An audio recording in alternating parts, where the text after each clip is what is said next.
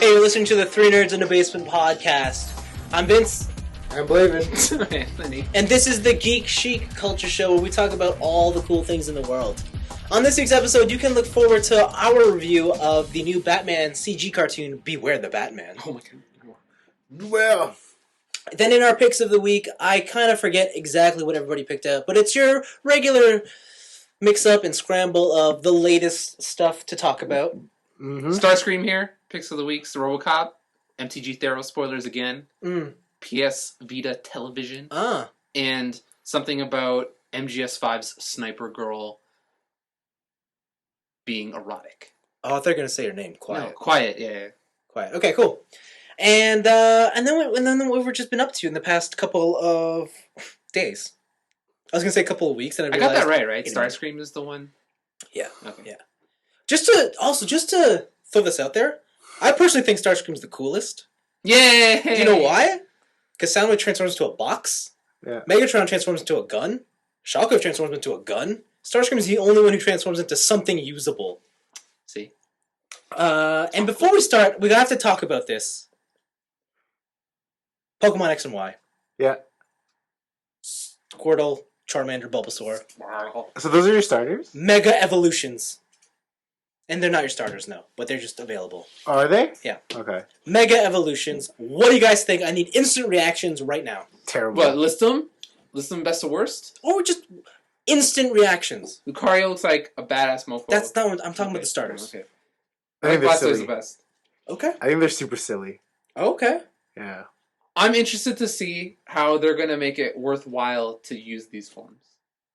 Because, like, if I'm losing a turn to evolve my dude... If it means I can kill someone in style, I'm doing it. Like, if I'm facing... Like, if a Venusaur just turns into Mega Venusaur, but then I just Fire Blast him and he dies... Yeah. Then, like, critical hit's super effective. Like, what happens? Yeah, what's the point, right? Yeah, like, what? Unless the weaknesses radically change. I hope it's like a limit break. And that when your gauge builds up, you can activate it. It doesn't waste a turn. It's just an extra animation sequence. Like, you meet okay. certain conditions? Yeah. I guess so. So it's a one-time use thing? Yeah. And it's like a big attack? Oh, Yeah. maybe, yeah. One time use per game, per file. Fuck. But what I don't understand is... Battle of your life. When would you use it? I don't understand if everybody's going to get it or just... I don't know. They haven't revealed that. What I want to know is if it's going to be like Digimon style, where Agumon can Mega Digivolve past all his states to just wear Greymon. Oh, God. War Greymon. I wonder if... Because if you could, that means I could keep my Squirtle and then just make a Mega Blastoise. I wonder if Mega Evolutions will count towards your Pokedex. Oh, interesting. I don't think so. And then shiny Mega Evolutions will count towards your Pokedex. That would be interesting. That'd be a whole nother level of bullshit because they're adding in genders and such. Yeah. So. You gotta have the genders, you gotta have shiny versions, you gotta... And even if they have different variations, like all the unknowns. Yeah. So that's dumb. Yep. I mean, but if you're OCD like that, then I congratulations. caught all the unknowns in silver. Really? Yeah, I caught all of them. Have you guys ever completed a Pokedex? Nope. The blue, red and blue. Same. That's the only one. That's the only one I completed. But I cheated to get Mew because I didn't know where the Nintendo event was. Yes, I had to cheat to get that one. But do you need him to actually complete it? No, the list only goes up to 150. That's but when what I you thought. get him, it adds the number. Yeah, that's what I thought. Because I remember I completed it, and then someone told me about it, and I was or I watched the movie. And, yeah. If you surf around the SSN and then go to the truck, then you can get Togepi. Yeah, I like that. That was bullshit. I did that trick. There is a way to do it so you can go surf around the SSN while it's still there. Yeah, you have to trade to get it. But yeah. Just nothing. Yeah, the other thing too is they then showed off the Pokemon themed 3DSs. Yeah, those are really cool. I'm kind of pissed I didn't wait. Those are really cool. I like the red one. Are they coming out here? Yeah, they're here. Shit. Do you guys know who the other Mega Pokemon are? Lucario, Blaziken, Mewtwo. Gardevoir? No. Gardevoir? No. I'm sure we're gonna keep getting more releases up until the release date. Absol, Oh, okay. Ampharos, Ooh. Mawile, Oh. I really like. Kangaskhan. Ooh, Kangaskhan. Shit. Hot. I wonder if that turned into Godzilla. No, he doesn't. Oh. His baby becomes a His person. baby It's a comes tag out. team. Yeah. Really? Yeah. Oh, cool. Holy shit, how'd you know? I just guessed that. Good call. I should work for Pokemon. You should. Give them your qualifications and go for it. I played all the Pokemons. Yeah. Digimon is shit. Excellent. You're hired. Excellent. Okay, let's get into the review, right? So, Beware the Batman. This is a new cartoon that just debuted over the summer break. I don't know what channel it's on, but anyways, it's a CG Batman, and it's a very, very different take on the classic superhero. Totally. Batman is young. Alfred's ex-MI6, and he's still young. Yeah. Batman's got some sort of teen angst going on. There's not really much else to say. It feels like a brand new character. So with that, because Blaven's the #1 Batman fan in the room. Yeah. And we know how critical he can be on mainstream Batman. Yeah. So, what I think about this? Yeah. I thought it was not so good. Oh! Yeah. From a pilot episode, I'm really, really surprised that they picked such a niche sort of villain. Wait, that's a real villain? Yeah, Professor Pig. Huh. Yeah. Because, I mean, I think they came out in Batman issue like 666 or something like that. Yeah. And it's weird that they picked such a niche villain. I thought they'd go with one of the classics. Oh, like Scarecrow, Joker. Scarecrow, Joker, something like that. Something that would be very easy for us to recognize. Yeah. But I guess they really wanted to take a new route. The animation's pretty slick. There is good choreography, and I mean the way that Batman moves and everything is pretty fluid. Yeah. The tricks he does with his grappling hook and moving from place to place and the way he fights, pretty cool. But you can tell it's a younger Bruce because he's not as more flips. That's not really. He's not really as confident. That's not really what I was getting at. It was more. He seemed to be taking hits that I don't think the older Bruce would be taking, kind of thing. He's very inexperienced. Yeah. For example, he would never really older Bruce would never let anyone get behind him. Like in the first opening where he just gets shoulder tackled. I mean, I don't think that would have happened to newer or older Bruce. Sorry. Yeah. And the fact that he still needs a bodyguard, say something, and I don't know if they're just trying to introduce a new generation of characters. Yeah. But hey, it's not so good to me. I'm not really interested in this. But as a new starting point for newer Batman, I guess people getting into Batman, this is a pretty good jumping on point. Yeah. The story's easy to follow. Actually, not really, since they don't really go into his backstory. No. Which is weird. I thought I would hate hearing about his backstory, but you want to know. But for newer viewers, I think that they would want to know. However, it's interesting to see them just believe that you already know if you're watching Batman what the story is. I guess they're assuming that you already know. Or they plan to cover it in the future. They probably do plan to cover it. Yeah, and they'll make it different. Or make it different. Yeah. So, yeah, I think to me, it's a not so good show. But I can see where they're coming from. And more power to them. I mean, if this becomes successful, then that's good. Yeah. I think this is a fresh new take. But it's not something I'm interested in. Okay. Yeah. Anthony, what did you think about Beware the Batman? A lot of what Blaven said kind of mirrors my opinion. All the animations are really nice. I don't like the look. You don't like the style? I don't like the look of Bruce when he's in the Batman suit. Oh. Because there's something about the mask that really accentuates his lips. Yeah. And his lips look disgusting. It's like he has no lips. It's like it's just muscle. And it looks really gross. Well, when you work out that hard. Yeah, I guess. Right. But, outside of the suit, he looks fine. It's like a really stylized 3D. I like all the solid colors. Like, everything is very easily defined. Yeah. And you never get lost while watching it. But, yeah, like, I thought, for me, the show was easily forgettable. Nothing really hooked me. There was nothing in the show that made me want to watch more. And yeah, like Blaven said, the drastic changes to Alfred and stuff were cool. But it might be interesting to hear where the show takes certain things you expect from a Batman show, like we said, if they change his origins, or if they just do something different with Bruce's life in general. That'd be interesting to hear. But I really I don't feel the need to like follow the show past episode 1. So yeah, it was okay. It was fine, but I'm never gonna watch this again. Okay. Yeah, I kind of feel the same way as you guys. It's not a very memorable show. They do kind of a lot of different things, but it's not.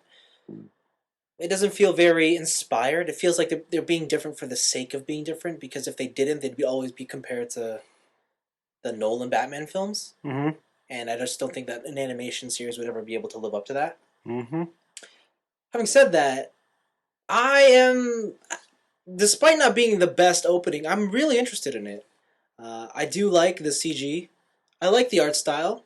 The only thing with CG that always I get a little irked at is it's expensive to do. And because of that, they can't have that many character models. Mm-hmm. And it's the reason why the show always takes place at night. Wasn't that the problem with the Spider-Man CG with Neil Patrick Harris? Yeah, and that's also the problem with Ninja Turtles. Okay. Like, they don't have... The world feels empty because there's no people in it. All right. And that's my only issue with going the CG route. But there's a lot of... Like, I'm just really interested to see their take and why they've decided to go through with this very, very different sort of character.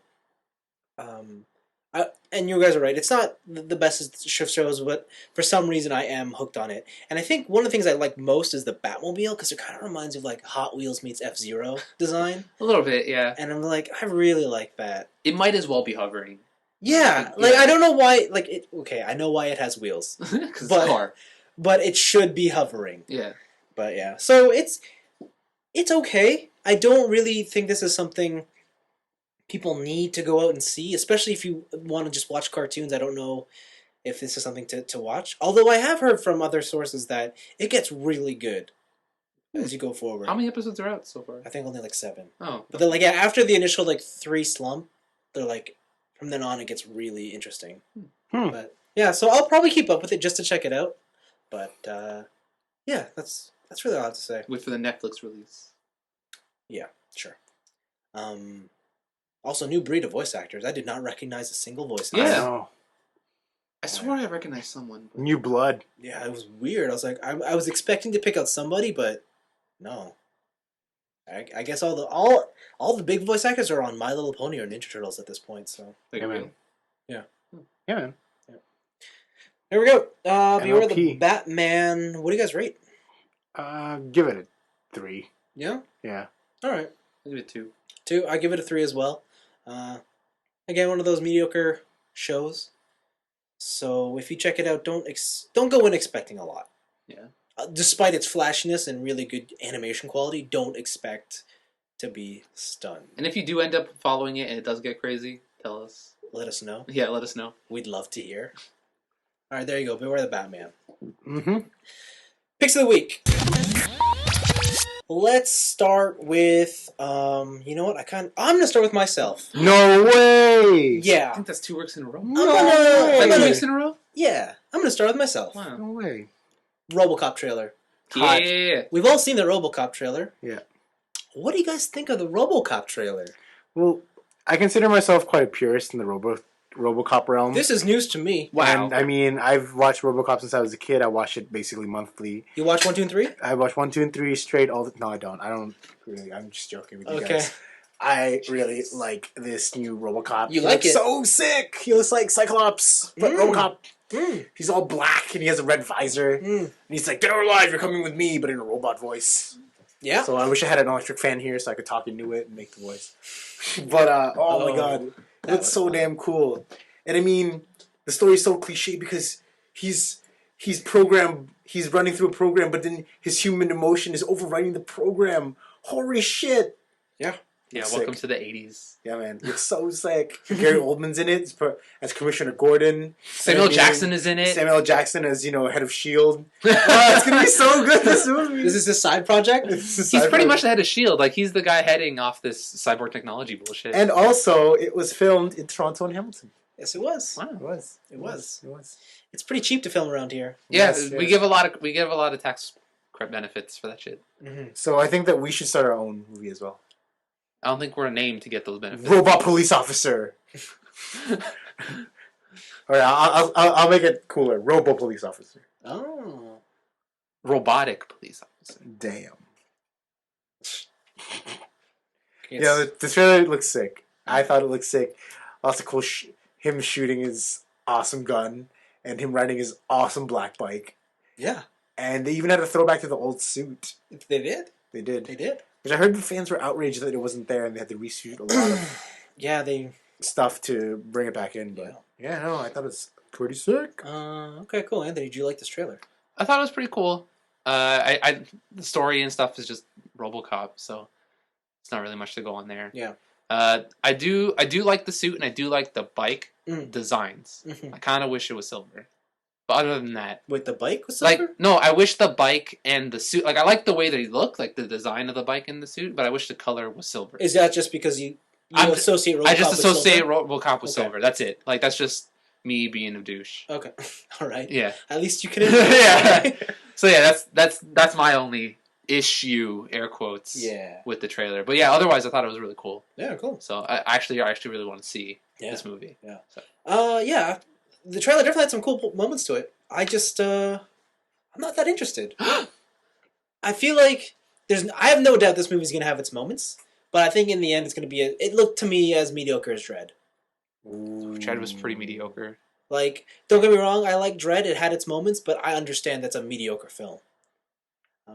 Robocop, the design, I think he looks awesome. Yeah. And when he sits on that bike and he's like half integrated into it, that is all for me. I'm so into that. You want to be one with your machine?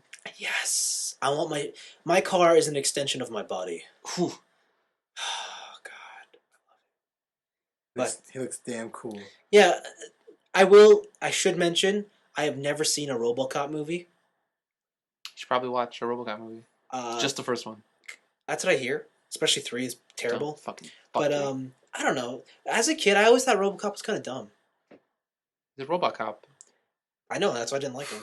He's a robot cop. What's not to like? He's a robot cop. You love robots? Yeah, but I think it's because I saw the Terminator first. Oh, that'll do it. You know? That'll do and it. you see Arnold with all his guns. I saw RoboCop first. And you see half his face ripped off, right? And you're like, that's cool. Oh, but then he went into like a battle of lava with his thumbs up, and he's like, I'll be back. Yeah, and then when I saw RoboCop years later, I was like, I've seen like parts of the first movie, and I'm just like, that's...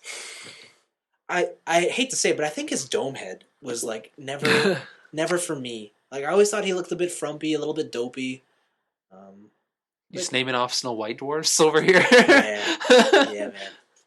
I wasn't a fan that he was always walking so slowly. Yeah, like he was so much like a robot, right? I thought that if he could run, he'd be OP. See, yeah, I always thought, you're exactly right. I always thought that if I was turned into a cyborg, I could run at like Mach speed, I'd have mega strength. But RoboCop... Not in the 80s. Yeah, but it seems... Yeah, that's the thing. And RoboCop just seemed like, well, you just got worse. No, the director was like, you need you to be more like a robot. And he's like, what if I just do the robot while I'm walking? He's like, good, great, fantastic. And you know what? That's perfectly acceptable, you know? That's the 80s. Some things that that people thought were awesome in the 80s are terrible by today's standards. The 80s were terrible by any standards. Yeah, you're right, they were. They were. Yeah, whatever. Oh, what? Is you going to defend the 80s over here? We here? were born in the 80s. Oh, shut up, Blaven. We didn't grow up in the 80s. Yeah, no. 80s. I don't think we can't even say that. Then why can you say the 80s were terrible? Because they were terrible. How do you know you weren't even born then? Because I don't understand. Because everything that I viewed from the 80s is terrible. Number one example, Transformers. It's fucking terrible. But you love it. Music from the 80s. Pretty bad. Pretty good, some of them. Like a very, very small I have no way in on that conversation, but yes. It's all about perception. Anyway, moving on. Yeah. But anyways, RoboCop, I think we're all pretty excited for the film. Not excited. Except for you. Yeah, I'm kind of lukewarm. I'm sure that, as we get closer, I'll be like, oh, sweet, look at that poster. It's RoboCop. Oh my God, it's RoboCop. Oh my God. Look at that bike. It integrates with his body. Oh my God, RoboCop. Sweet. I'm sure someone at a Toy Con will convince you otherwise. Yeah, if there's some sort of RoboCop that transforms into his bike, I'll probably get it. That'd be cool. Yeah. I mean, I'd probably be there. Whatever. I'm not going to lie. That's cool. Blaven, why don't you go next? So, my pick of the week is new Theros Spoilers have been released. Oh, snap. Over, I think, almost half the set has been released. Looks pretty exciting. They just released a couple of the new mechanics, and I think I've already covered Monstrosity and Heroic last time. Yep. The other mechanics that they're having now are Bestow. So Bestow it's a creature card, but it's also an enchantment. So you can pay for the creature to come into play by itself, or you can pay the Bestow cost, which usually costs more, and you can attach it to a creature you control. For example, if the creature is 2 in the blue and it's a 2/2 flying, if you pay 5 mana instead, you can attach it onto your creature, and that creature gets +2/+2 in flying. So it gets its stats. So then the cool thing about that I is bestow my power onto you. I like when it falls off, it becomes the creature again. What happens, actually, Anthony's right, but what the new thing is that if you pay the bestow cost and they kill the creature from underneath it before it's being attached, it still comes in as a creature.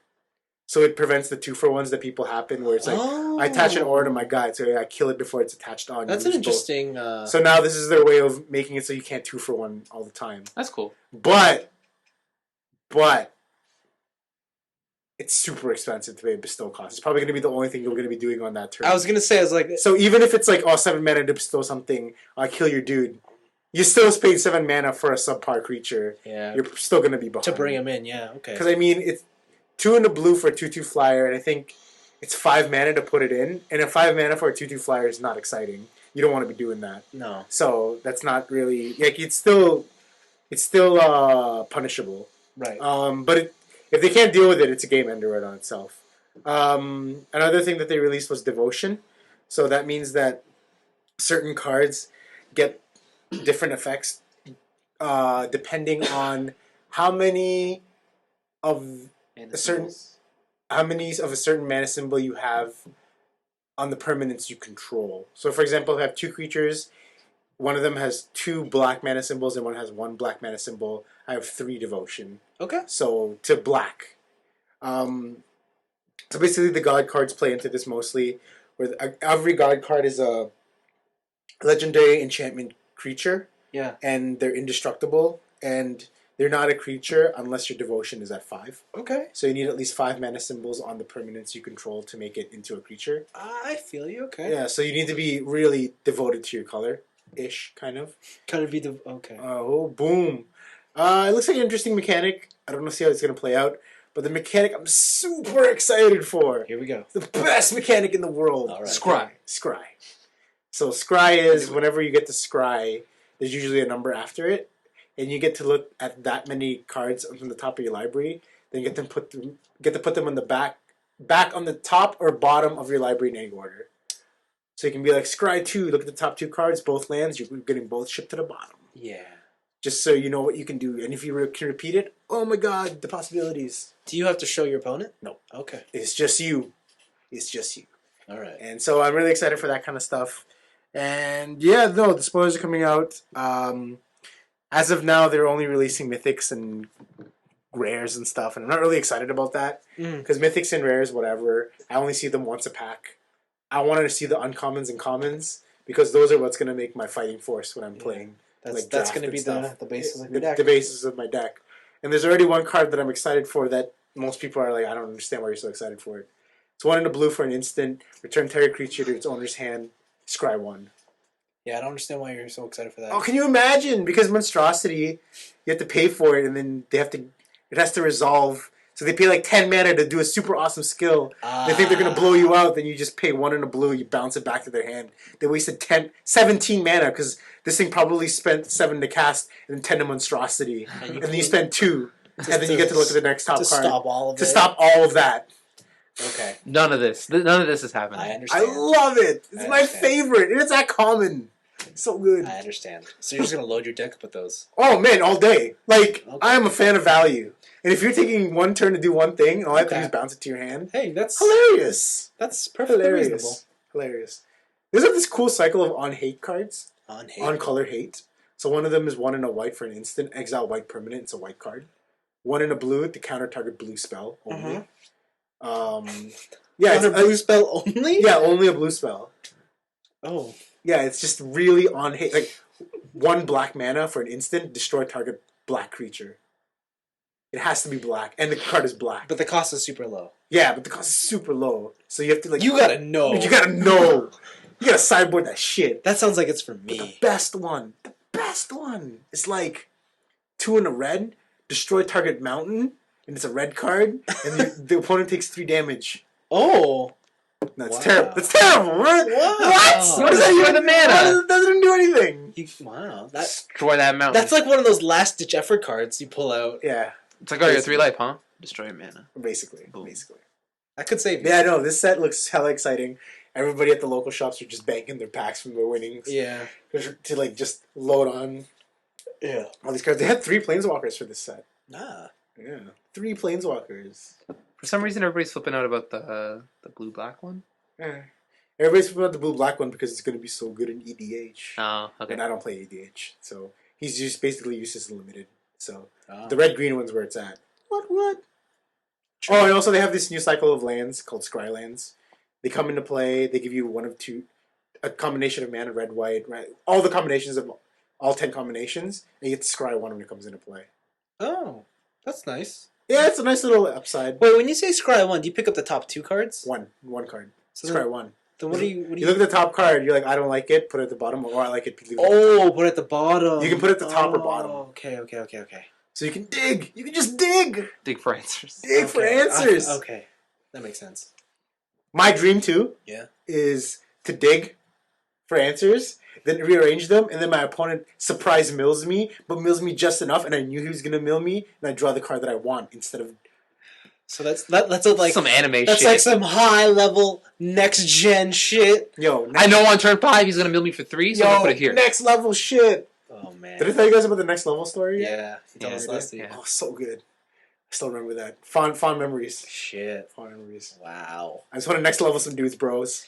I can't wait till you try this fucking like high concept next Highbrow, level highbrow shit, and then the guy has no game to follow up, and he's just straight playing it normally, and you're like, why isn't this working? No. It's like the people, what is it? Like in fighting games when people who are unskilled beat you. It's like, yo, you're not even playing smart. That's why you weren't just playing like an idiot. Yeah. It's like, yeah, but I won. You fucking lost. GG. I can't Yeah, wait. dog. I can't wait. Yeah, dog. Yeah, so what's going to happen this season is that it's a limited season, so that means that all major tournaments are going to be sealed. Oh, boy. So guess who's going to play in almost every major event? You are. Not this guy. Yeah, this guy. Yeah, I thought so. This one. So 2 weeks, right?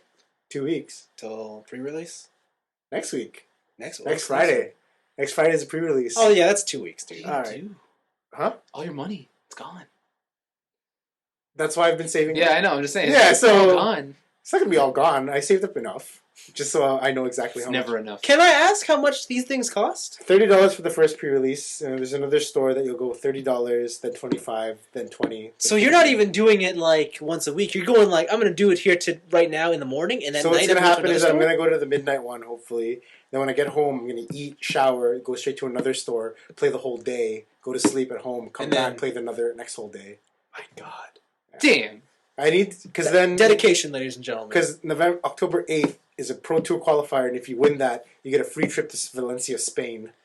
And you get to play against pros. Valencia's a nice place. You have Valencia's alcohol in a McDonald's. And also, November 29th is a Grand Prix Seal Tournament in Toronto. Wow. So I think you're really good at this set. Well, all the best of luck to you. Yeah. I hope your training pays off.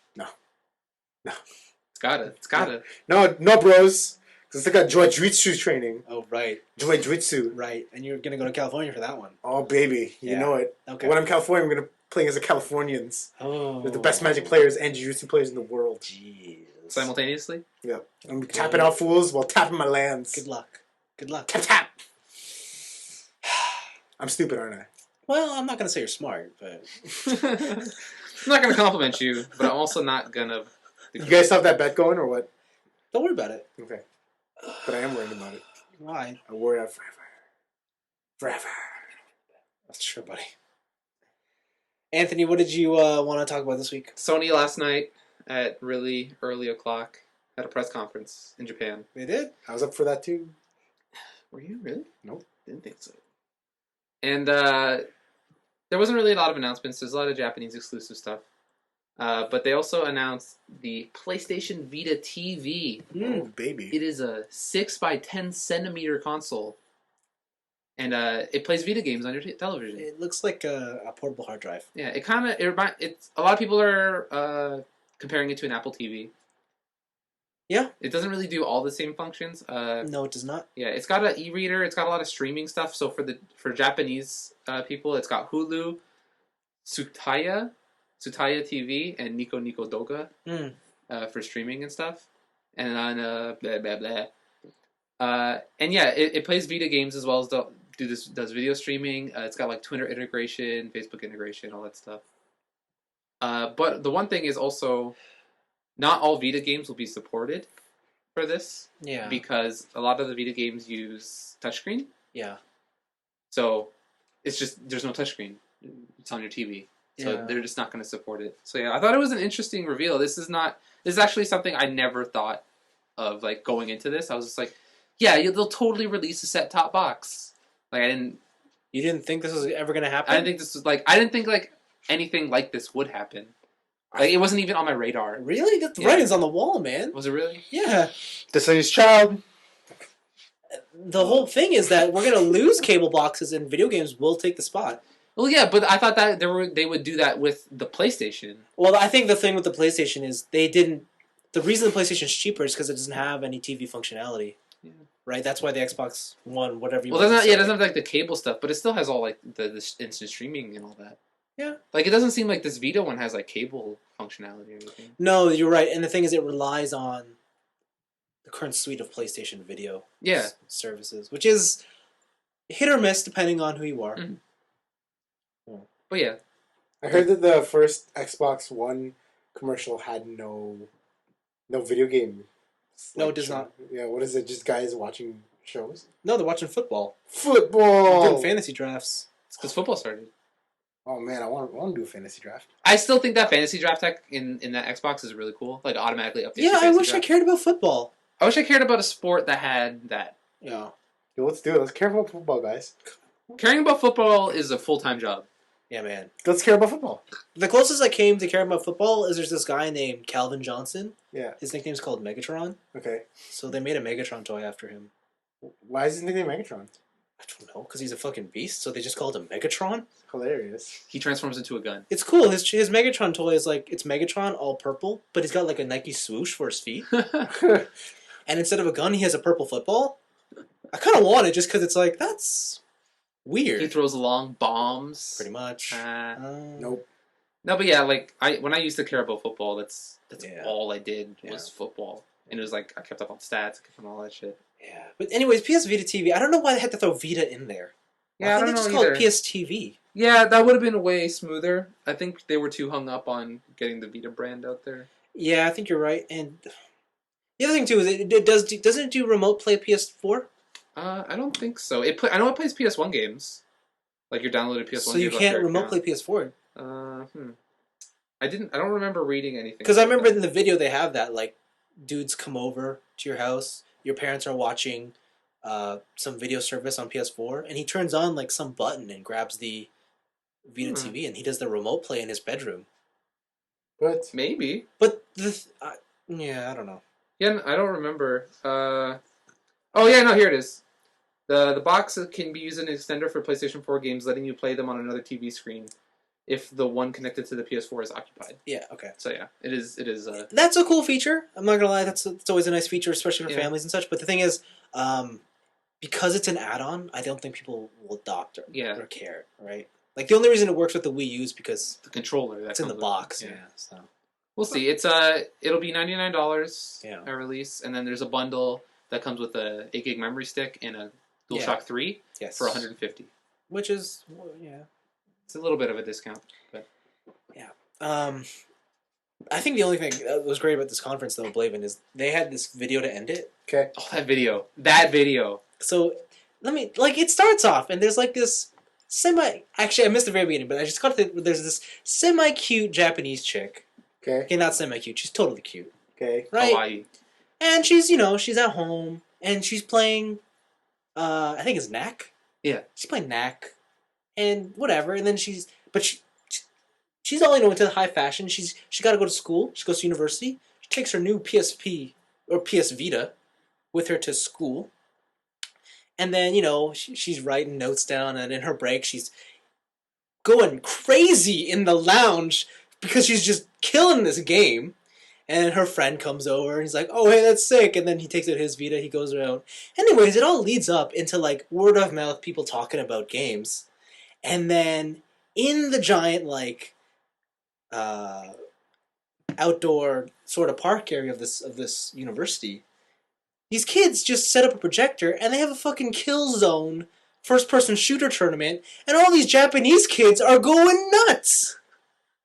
Japanese first-person and it's shooter. Like, I don't know if, like, that's what they're hoping for, or if that's what Japan's really like at the moment. Yeah, is Japan, like, way into FPS games? Am I missing out something here? Like, are there these hidden, secret Killzone tournaments all the in Japan? top-tier COD players coming from Japan. Yeah, I thought that was crazy. And I got really excited, and I thought, I want a PS4.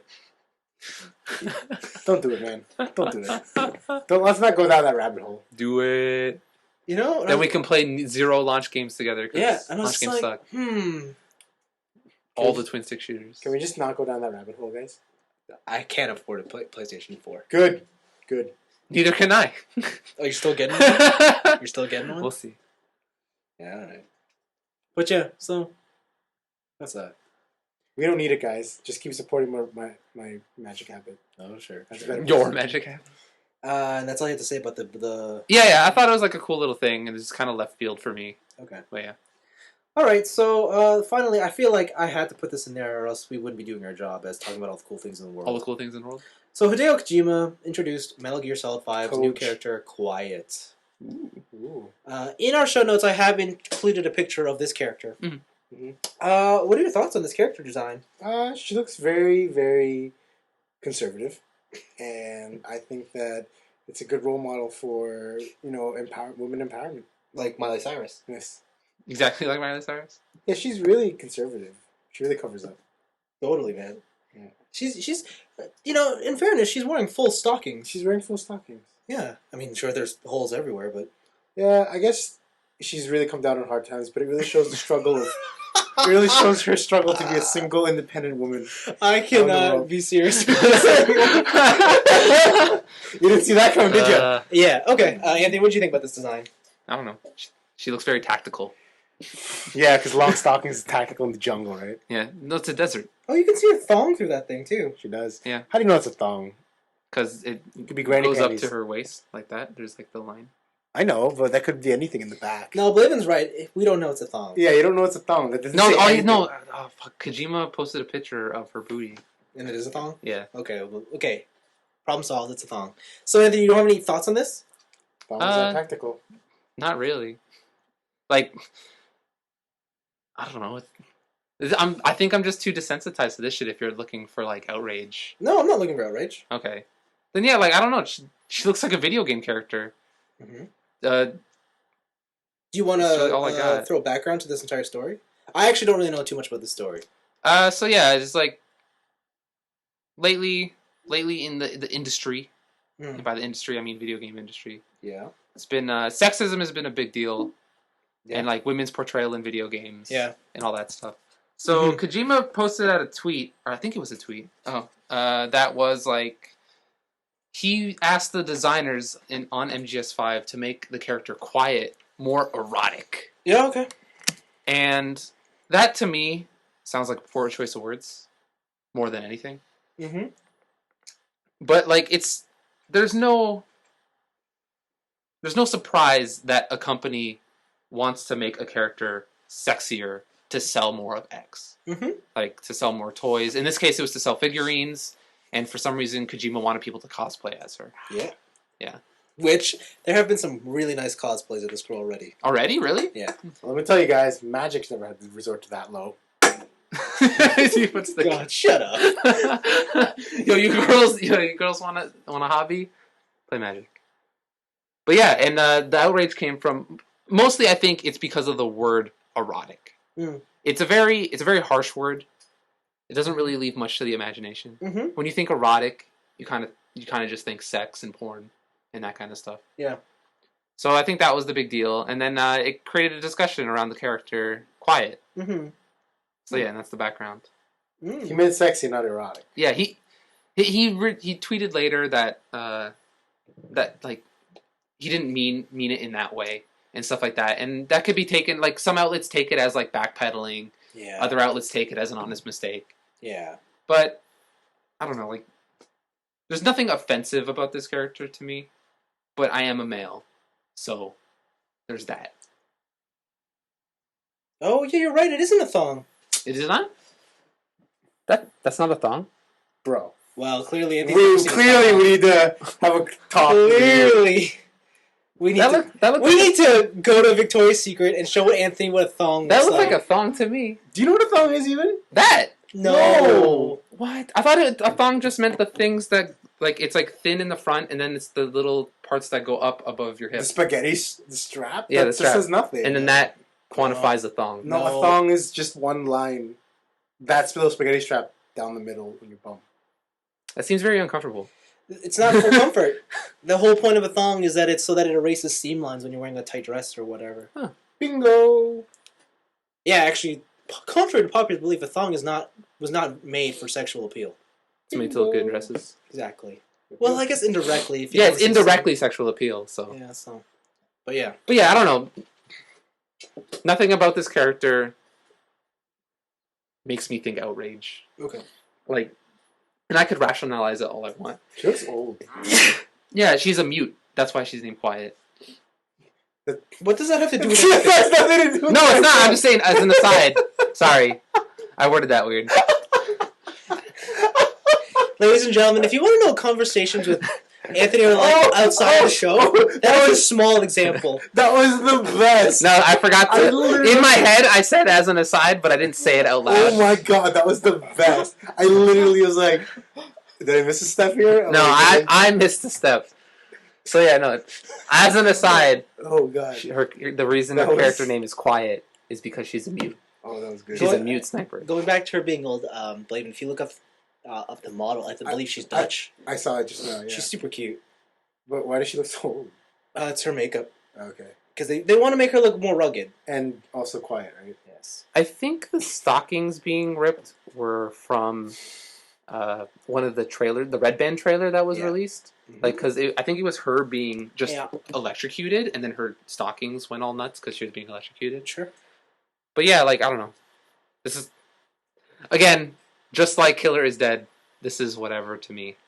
I think this one's different. I can more so see the outrage in this. Why? Okay, actually, that's what I want to ask you. Why can you see outrage in this? Because it's a different kind of blatantness. Like with Killer is Dead, it's more for comedy. Mm-hmm. It's more for like, this game is ridiculous. Mondo Zappa is a ridiculous character. Mm-hmm. And somehow, with a fucking messed up robot arm and wires on his body, he is still able to act like this and get hot girls. Okay. And it's more of a ridiculous thing, especially when I can put on sunglasses and see through clothes. Okay. That's just pure jokes. Sure. But with this, it's like Kojima's games are always more of a serious tone. Like there's little funny Easter eggs, but it's usually like the world struggle and the war economy and stuff like that. Okay. And like when you take this serious story and you take what looks like a stronger female character, and then you're just like, I just want to make her erotic. Then it's like, okay, whoa, I can just see you like, even though it might not fit in the lore, like a Meryl. Yeah. Meryl. Yeah, like Meryl's like, she's a strong female character. I guess I can agree with that. Like the better example is Ava. Ava too. Ava is a great example. Meryl. But yeah, in comparison to those two, like I think that's what people are doing. Like they're comparing these to the other girls, and then when they see a girl in a makeshift bikini top and a not thong. Yeah. Apparently. Then it's like, hey, you're like, this is kind of ridiculous. And so they get outraged. Okay. But yeah. For me, it's like, it's a lot of this like sexism stuff comes from like, I'm not a dude. So when I see it's like, oh, it's Did you say I'm not a dude? I'm not a girl. Sorry. I'm not a girl. It's like, it's secrets. I don't think it has anything to do with if you were a guy or a girl. Like maybe, like I think maybe I'd be a lot more outraged if I saw this and I was a woman, and it's like women are being portrayed like this. right? But for me, it's like I see this. It's like it's a fucking desert, so it's probably hot. So that's why she's got a bikini top on. And then that's how you came. Yeah, it's like I just rationalized it all in my head, right? Oh. And it's like she's got combat boots because it's a desert and there's rocks everywhere. Oh. And then tactical shit for guns and stuff. Oh. Right on, Anthony. Good for you. Yeah. I don't know, like I just don't see it the other way, and like if that makes me naive, then whatever. But okay. I look at this. I actually don't care. yes. What? It's whatever. No, wait, what? Sorry. No, I look at this and I'm like, whatever. You know what? I'll give him the benefit of the doubt. Game's not out. All we have is speculation. For all we know, okay, I should say that I have not seen the trailer. I have not seen a lot of this stuff. But all I know is that there's a torture scene with her in it, like a bondage scene. It's not. It's just straight torture. It's just her handcuffed to a chair with like after being waterboarded, and they just take 2 electrified poles and just fucking shock the shit out of her. Yeah, it's a bondage torture scene. Yeah. She's bonded to the chair. What are you? Bondage and being bonded are not the same thing. Sort of. Yeah, they are. Okay. Anyways, yeah, and for all we know, she could be fully dressed, and this is what she looks like after her escape. So I'll give him the benefit of the doubt. Yeah. In fact, my problem is not in her character design at all. I think it's fine. I think my problem is Kojima. I think if he kept his mouth shut, none of this would have happened. Or ran it by somebody at least. No, I think if he just kept his mouth shut, like the fact that he has to go and say, "I did this to sell toys and cosplay." Like you're right. The sad truth of it is, whether you're a guy or a girl, sex sells. Yeah. Boom. And the thing is, though, we don't like to be reminded of that because that is, I don't want to say it's a bad thing, but it's one of those things which, like, you don't want to admit that you fall prey to such simple marketing tactics. And when someone flat out says that's what they're doing, and it becomes too transparent. Yeah, you hate yourself that you are into that sometimes. Not that you hate yourself, but you're kind of like, why do I fall for this? Or it's like, now that they've clearly laid it out for me, I don't want, like, I can be a part of the crowd that's against it. I don't want to do this because you just told me that you're doing this. Yeah, exactly. It's outrageous. And I think that is my that's my only issue with this story. And so her character design could be whatever. It's just that thing is, I accept that I fall for these cheap marketing tactics. You know, when I watch the CW, I know that all those characters are there solely because they're hot. They're pretty good looking. And I have accepted that already. So I don't quite understand the back. What's up? Why did you just... I know you don't think he's good looking. Who? You don't think... Ian Summerholder? Yeah. Ian Babyholder, because he's a baby. Oh, man. You don't think Boone. Yo, Boone's a baby. Right? Yeah. When he told me, I was like, Boone. He's got stupid eyebrows. Yeah. But anyways, that's MGS5 quiet. Yeah, man.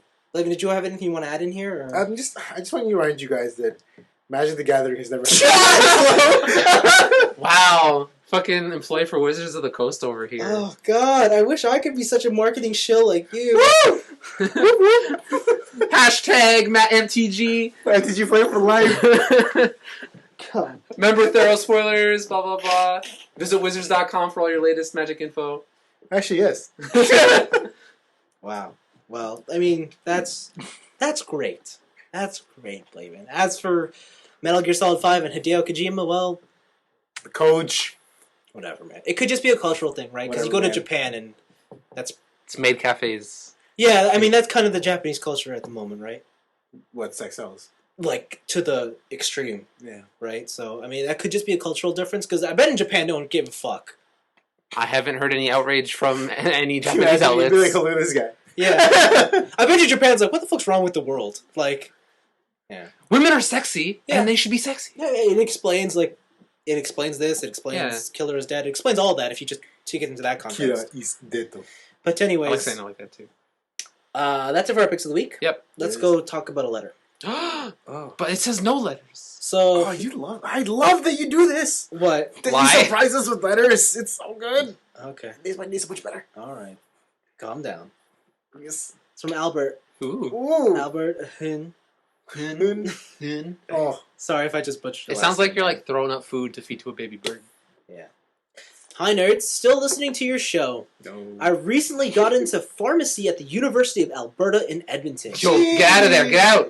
Jeez. There's nothing in Alberta. There's nothing. Good for you. Yeah, but you get paid a lot because there's nothing else. Yeah, it's true. So get paid a lot, Albert. So I'm living away from home all alone. All alone. But you have us. My question is, what are some good recipes or tips regarding food? Oh, I have very little experience in cooking, and I can't eat instant noodles forever. Help? I'm so... Pasta is your best friend. Ooh. He just doesn't want noodles, though. Not instant noodles. These aren't instant. Okay, you're right. My bad. So, what you should do is visit Daily Magic the Gathering.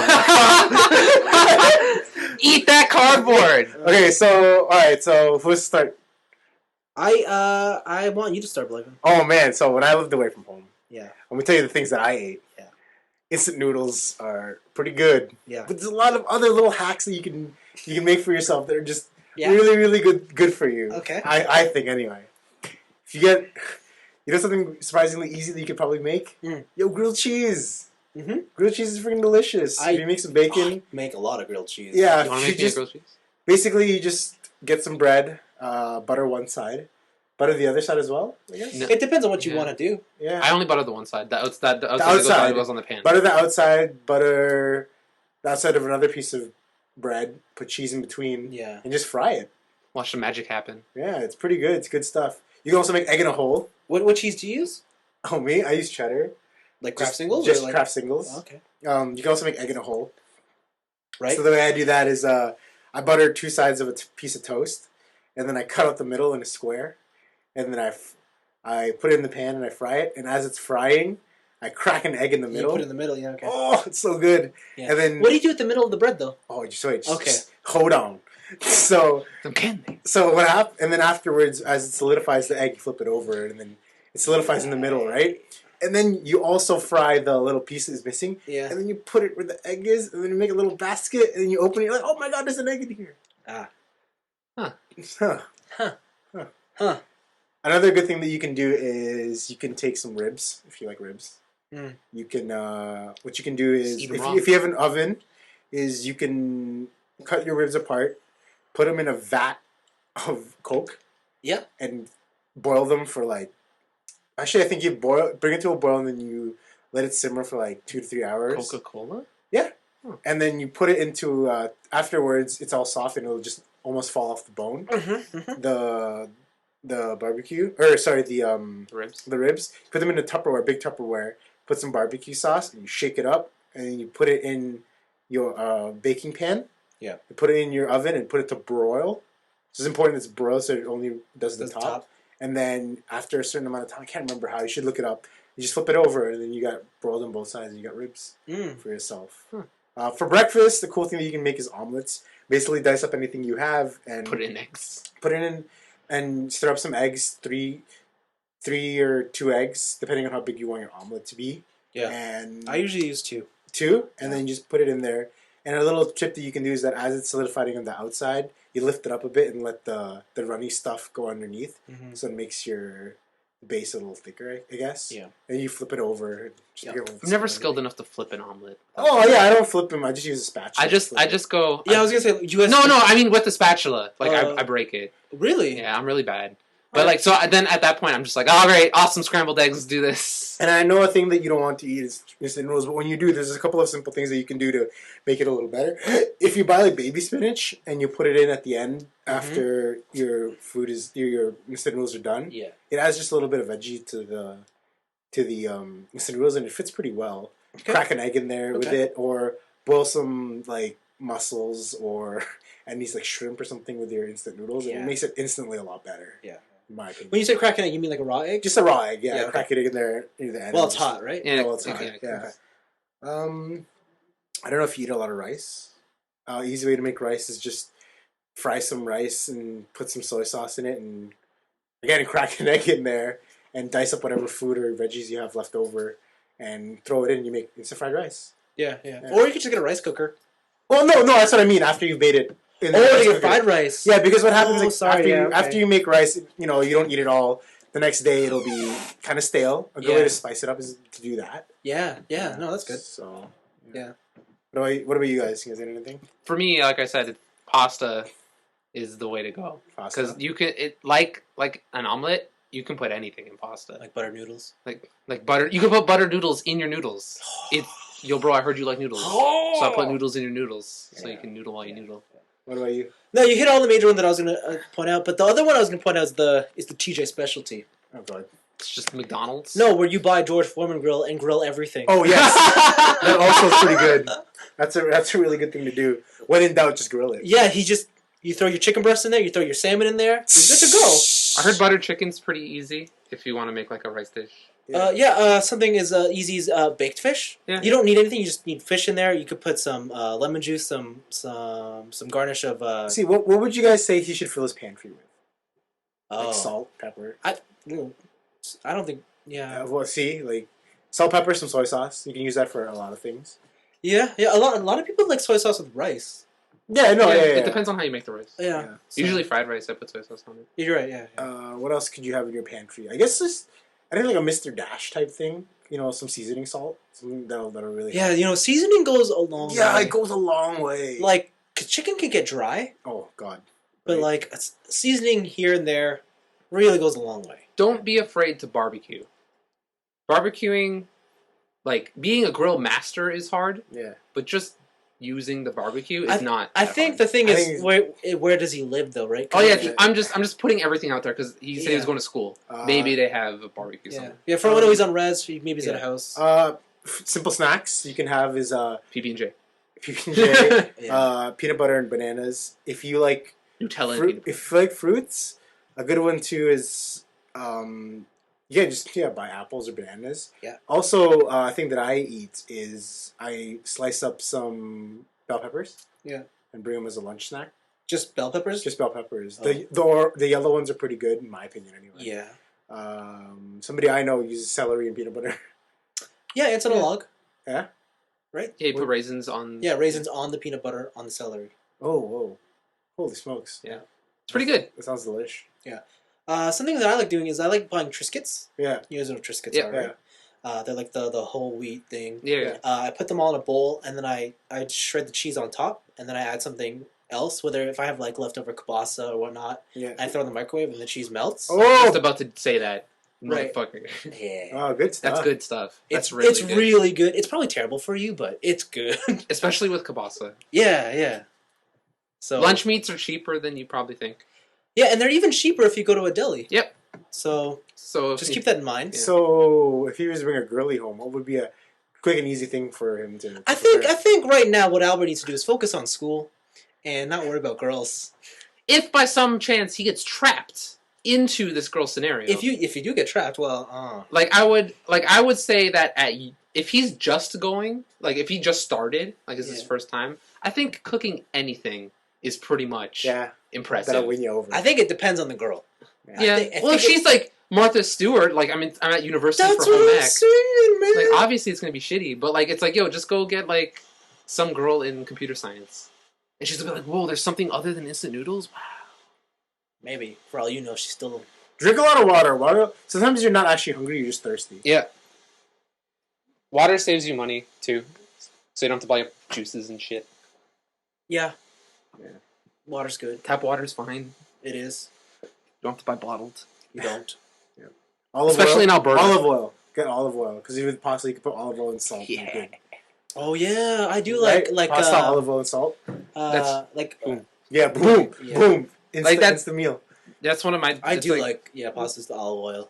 Yeah, right. Yeah, like one of the pastas I like is you get bacon and you chop it up, and then you get mushrooms, and then you do pasta and olive oil, and then if you really want to get like unhealthy, you get some of the bacon grease and you put it into the oil. Right. But yeah, so it's just like it's a really oily dish, but it's super good. Another thing you can do as well as avocados, you can chop it in half, pull out the pit.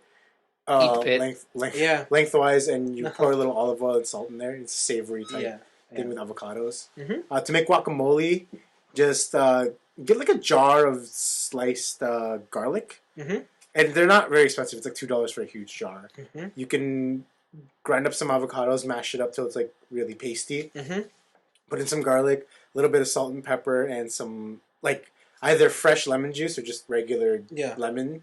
like just a lemon in a bottle, and that's guacamole. You can dip it. You can get some naan bread, heat it up, and put it in there. Yeah. Another easy one is that when you go to the grocery store, I'm sure you've seen in the produce section, you can buy like pre-made salads. Like I don't mean like with the dressing and everything. I just mean like when you get the big tub, it's full of greens. Yeah, that's great. You can do that and make yourself salad, or you can just customize it, buy it all like a la carte. A la carte in the produce aisle. Yeah. And then what you can do with that is you also buy pita breads, and then you just make pitas for yourself. And then for the protein, you can put like chicken breast under there, or you could add in things like almonds or nuts, and then you can make it. Don't forget salad dressing too. Yeah, and almonds are good. Yeah, like that's a good snack. I put that in the pita to give it that little crunch, and then with cheese and then whatever. And yeah, I really like ciabatta bread. Oh, that is good. Yeah, so if good. For like an appetizer, you get some ciabatta bread, and then it's just olive oil and vinegar. Oh, that's good. And then it's just a dip. Yeah. It's really nice. Yeah. That's really easy too. You just don't just put it into the bowl. A thing that I make for myself because I'm a protein fiend. Yeah. Is with my chicken breast in the evening after a big workout. Is I get a can of mixed beans or chickpeas. Yeah. And then I pour in chickpeas. Oh. All right. And then I pour in another can of canned whole tomatoes. Oh yeah. Or chopped up whole tomatoes. You know what I mean? Mm-hmm. Those like I don't know like Aylmers or something like that. I can't remember what they're called. Yeah, Aylmers. And then you just pour it in and then you make this little stew. It's like a chili with beans and stuff. But it seems like get a cookbook. Honestly, what are you doing when you're listening to our podcast? Just cook. Just experiment while you're listening to our podcast. The important part is that you listen to the podcast. Sure. I have a cookbook. I don't really use it really. Honestly, because I don't know if I was living alone, it's like I don't have recipes. Yeah, that's true. Because I don't always have those ingredients that they have in the cookbook, right? It's hard. That's when you improvise. It depends how interested you are and how much your funding situation is. Yeah, because I mean, if you really want to be on the next episode of Moss the Chef, you're gonna have to learn. You have to learn it. You have to learn, bro. But thank you. I like how you think that we cook our own food. We do sometimes. I like to think that we actually have food worth cooking. Like worthwhile cooking experiences. Like, I know. Not like we've ever mentioned on the show that, oh, by the way, we're all 5-star chefs on the side. What's the cordon bleu? Because, like, honestly, let me tell you what my meals are every night. Like, the bean thing I told you about and chicken breast. Yeah. This is my protein. And then I always make, like, simple stuff for myself. It's not the days that I get fancy. Oh, quinoa! Love quinoa. Quinoa? Let me tell you how to prepare quinoa, okay? What you do is you take the quinoa, like 1 cup, and you rinse it out. You let it sit, I don't know, for like a couple hours or whatever, and then rinse it out. Mm-hmm. And then after that, put another cup of water, a cup and a half of water, so it just covers all the quinoa. Yeah. Then you bring it to a boil. Yeah. Then just as it starts to boil, put it to a very low simmer. Yeah. And then leave it there for around like 20 minutes or so. Then check on it. If all the water is gone and all the quinoa is puffed up, you have quinoa. And quinoa absorbs any flavor. So what I do sometimes is I put like a can of hot and spicy tuna in there, or put a little bit of soy sauce or something, and it absorbs all the flavor. So yeah, you guys should definitely eat quinoa. Quinoa is sick. It's good for you. It's really good for you. Yeah, and it can double as, but it's a little hella expensive. Yeah, definitely it is. Go to a bulk barn because they have specials on Tuesdays for students. Yeah. What? I'm serious. Because they got specials on Tuesdays for students. Does Alberta have a bulk barn? I'm sure they do. They might do, but it might be different because I know everything's. Well, he's in Edmonton, right? It's a larger city. Yeah. Oh, he's in the city. Yeah. Yeah. Well, Edmonton. University of Edmonton is in the city. Yeah. Also, a good way to curb your hunger. Find a local card shop. Play Magic. You forget all about it. Sport Wizards of the Coast. I feel like I should also throw in there that if some of these things we've mentioned sound a little strange and unappealing, we are not very picky people here. Yeah, no, at we're Three not. Nerds in a Basement, so we'll kind of eat anything. Chicken feet I won't eat. I've had chicken feet. They're okay. Is it because they look like feet or because you don't like the taste? Because I'll tell you, they taste like chicken. Because they look like feet. Is there any meat on there? I don't even know. Very little. Yeah, the whole point of chicken feet is to suckle them. Oh. Yeah. Ah. If you just want to suckle the taste of chicken. Without actually eating the chicken. Ah. It's weird when you see the toes and you're like, oh, I'll eat the ends of all of your chicken wings, but this I will not do. Oh, you'll go through the cartilage for us? Oh, Thanks. baby. You're a good friend. Oh, I know, right? That cartilage. Yeah, we're really not picky eaters here. Yeah, so It's kind of crazy. just keep that in mind. Yeah. If some of the things that we mentioned don't work out for you, that's because we're not very. If you have some, if we said the word vegetables and you winced, then Well, if you have a haute couture taste, yeah. let's begin for haute couture time. We don't exactly have the greatest palates here. Yeah. I think our palates are very wide and varied. Oh, sheesh. So let me tell you about Blaven's caviar dessert special. Oh boy. Oh baby. I think we can appreciate foods of all cultures and of all classes. Yeah, you know what? I appreciate buffets. So Buffets. Buffets. Let's go to some Buffets. Yeah. Go some Buffets. Where's Jimmy Buffett. Jimmy Buffett? Jimmy Buffett. Okay. Let's see. Is that it? That's it. That's it. We're good. Thank you for writing into us, and hopefully that helped. And that gave you some sort of idea that isn't instant noodles. We don't want you to put on the freshman 15. Yeah, we kind of just shotgunned ideas. Yeah. Also, I wanna. When Albert wrote in and his first line was "I'm still listening," that got me thinking. Every week there's clearly a defined audience here. Yeah. It's maybe a little tiny, but if you're from the beginning, I just want to give you guys like a pat on the back for sticking around. Yeah. Like that's nuts. You've been through all of our ups and downs. Yeah, so this is not just for Albert, but for everybody else who's been there from the beginning. Like, wow, that's kind of interesting that you all found something entertaining here. I know. Like, can you imagine the days that I almost became broke? Yeah. I mean, like, we must have been much different people back then. How long have we been doing this? I don't know, almost 3 years. Fuck! Oh God.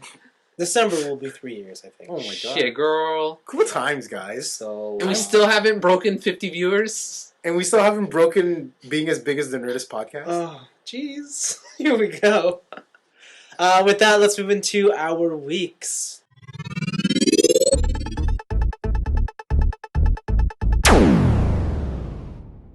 I want to keep it on the train of before the letter of pretty people. Yeah?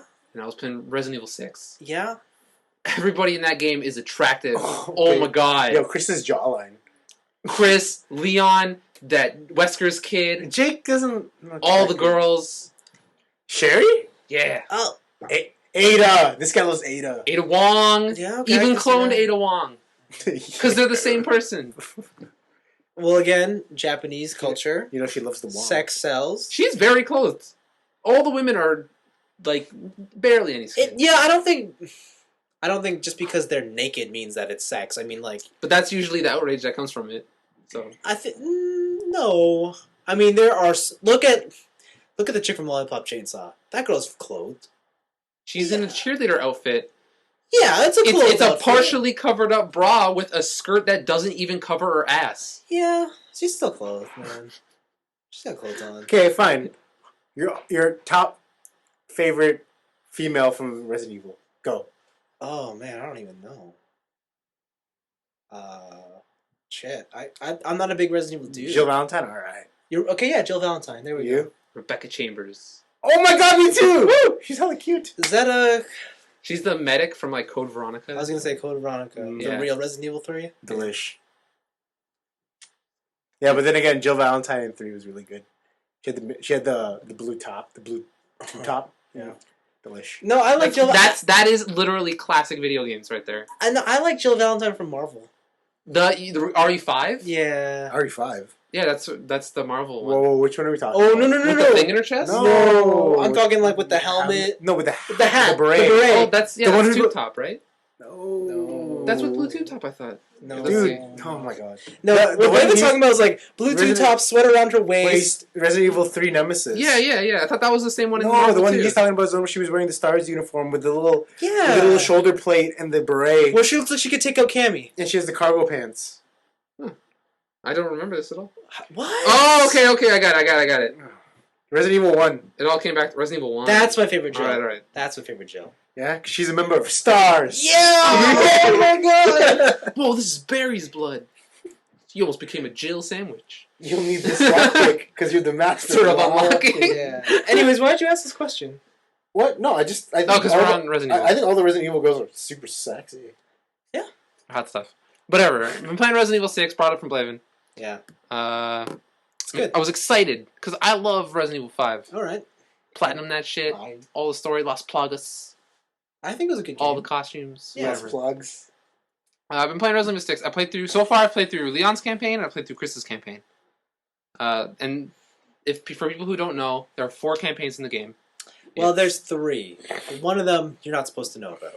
But they give it to you anyway now. Was that not? Oh, right, because the update. It updates. Yeah, the Ada one wasn't revealed until okay. after you beat all 3. I didn't know that. But after a certain time, I think it was like a couple of months after the release, they just gave it to you. Yeah. Oh, okay. It was part of a patch. I didn't know that. So there's Leon S. Kennedy. There's Chris. Okay, so Leon S. Kennedy for the protagonist of 2 and 4. 2 and 4. Chris, who's the protagonist of 1 and 5. Then Jake, who is brand new. Yeah. Wesker's kid. Yeah. And then Ada Wong for 4. Yeah. And they all they're paired up with someone. Yeah, except for Ada? Yes. Okay. So Chris is paired up with a new girl. Yeah. No. I thought yes? Knew. Yeah, I don't remember from anything Who's else. Chris? No. Chris is paired up with... Who's paired up with Leon? Oh, no. Leon's paired up with the new girl. Helena, right? Yeah, Helena. Chris is paired up with his buddy, a new guy. Yeah, new guy. Pierce? Oh, Pierce, the little bitch. And then... He's cool. I like Pierce. And Jake is paired up with Sherry Birkin, who was one of the the supporting characters from 2. Sherry Burks. And 4. Yeah. Yeah, see this discussion we're having? Yeah. I hope Resident Evil just gets a reboot to erase all of this. What? Yeah. No, I like this. It kind of seems I want like... them all to hit all together. So, with Resident Evil 6, I'll stay for the story. It kind of seems like this is the closing out of lettered viruses. So, yeah. So the story is a new lettered virus has wreaked havoc on the world. It's called the C virus. Yeah. It is an even more advanced strain than the other lettered viruses. Yeah. And it brings out crazy mutated dudes. And you play through these 4 campaigns, and eventually all the stories intertwine with each other. You'll meet characters from other stories at certain intersection points. Yep. And all the stories interconnect. So with Leon's, it reminded me a lot. Leon's campaign, it reminded me a lot of Resident Evil 4. Yeah. There's a lot of going through like underground dungeons and like caves and stuff. A lot of 4, I guess, hits. And then with Chris's story, they took 5 and then was like, you know what? Let's just put him in Call of Duty. And so he's part of an army squad. He's like super bro. Sounds good. He starts off with a machine gun. Yeah. And yeah. So I got problems. With this game. That's no surprise. Yes, not so much with Leon's campaign. Most of my complaints come from Chris's campaign so far, where they set up scenarios and they set up enemies and enemy combinations like it's an action game, but they hoard ammo like it's a survival horror. And Blaven didn't have this problem. We were talking about this before, but I am constantly at 0 ammo. Like, I'll go into an encounter with no ammo. Okay. And it's like, take out these 30 guys. What's wrong with that? But, it's really annoying because all the enemies have guns. But they don't always drop ammo. So, I'm constantly either just getting pinned down by a constant, I'm getting animation locked, pretty much. In with a bunch of dudes, like, getting hit by snipers, getting hit by machine guns. And then I just die and game over. Yeah. And the little times I do have ammo, like, it's decent. Like, I don't feel overpowered that I have a gun. Yeah. Like, I just feel like it's a fair playing field. Yeah. The other thing is there are a lot of one-hit kill scenarios and, like, one-hit game over scenarios. Like, there are a couple where you go into like quick time events where you have to rely on your partner to protect you. Like, you're completely helpless. Like, an example is you're going across a pole of bamboo, and all of a sudden enemies come out the woodwork, and you're not allowed to shoot while you're climbing or while you're going. Yeah. And you have to rely on your partner. And going into that scenario with 1 bar of health is automatic death. Yeah. And it kind of feels like shit because it's just like, I didn't know I was going to be helpless here and rely on an AI guy who doesn't always hit. Yeah. And then I just die and have to restart from the last checkpoint. Yeah.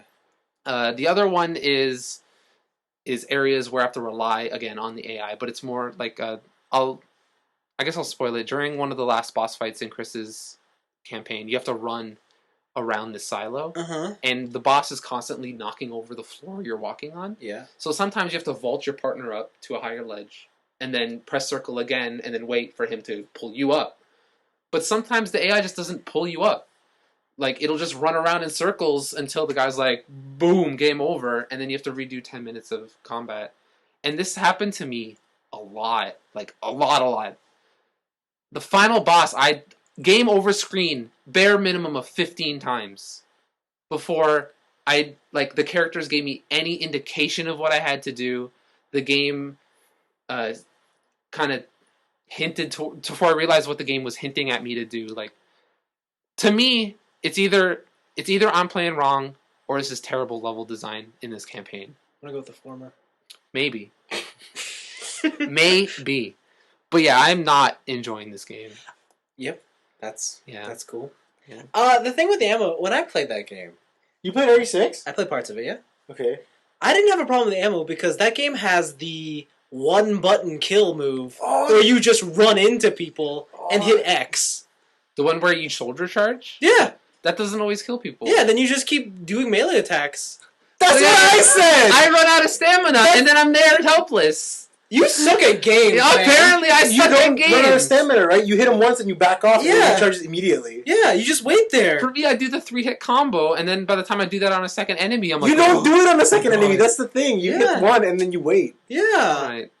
Like, okay, so it wasn't just me then. I don't know why you're not gaming the system here with that, because you could just fucking lock enemies like that and then just wait.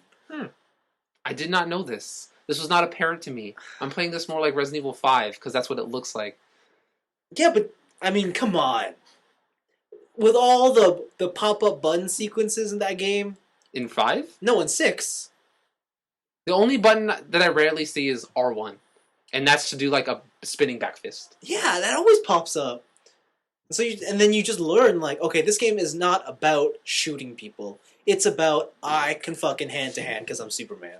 Okay, maybe it's just I got RE5 stuck in my head. But that's a problem I've been You are having. playing this game wrong. Like, I'm going into final bosses with no ammo, and I'm like, what am I going to do? I can't 'Cause punch these bosses. this game is all about, oh man, how stupid and crazy can shit get? Yeah, it is. And, like, the set pieces are fucking amazing. That's Yeah. not, And, like, and everything's set up like an action game. So when everything's set up Yeah. like a third-person action game, I'm like, okay, I can shoot dudes. No, and you think about action movie, man. No one's shooting people with guns. Bullets are there for background effect. You need to punch No, someone. everybody's shooting the guns, but everybody's missing in action So movies. basically, I think what we have here is that there's two options you have. Either punch first, gun later, or gun first, punch later. Yeah, and I I'm think- gun first, punch later. Because that's what it's... Like, when I play this game, that's what it seems like it's set up to do. But I think that when we found out that they gave you an automatic melee button, we're like, okay, this Yeah. wants you to punch first. That was gun the later. thing that really took away all the challenge of the game. You just, oh, melee button, here we go. Because I think pretty sure you can stagger them when you punch them, right? Yeah, you stagger Yeah. 1, but when you are surrounded by 10, then that doesn't work so high. Then you just run. So that's what I've learned. In a lot of the final areas, it's like you're facing 10 super mutants. It's like you said. What are you like, going to do? Okay, I'm going to run around in the circle till and a timer goes down, and then I'm going to go press circle on the door. Yeah. Because then when the enemies come, I'm invincible. I think the thing with Resident Evil you have to realize is it's not about killing everything on the screen. It's just getting through the scenario. And that's also kind of shitty. Why? Because when there is get to point B, it's like, okay, there are all these enemies in the area. Those are optional. Those are no threat if you just bolt it. I like that. I like that It that game design. I don't know. It's kind of 'Cause shitty to me. It kind of takes out the fun of the game. Like, the fun is supposed to be fighting these enemies. Whoa, But if you give me the Whoa, option to no. just fucking go. No, I think everybody can have their different types of fun. I don't think that. Okay, wait. Okay, well, let me put it this way. In Resident Evil 5, did you fight all the lickers? Yeah.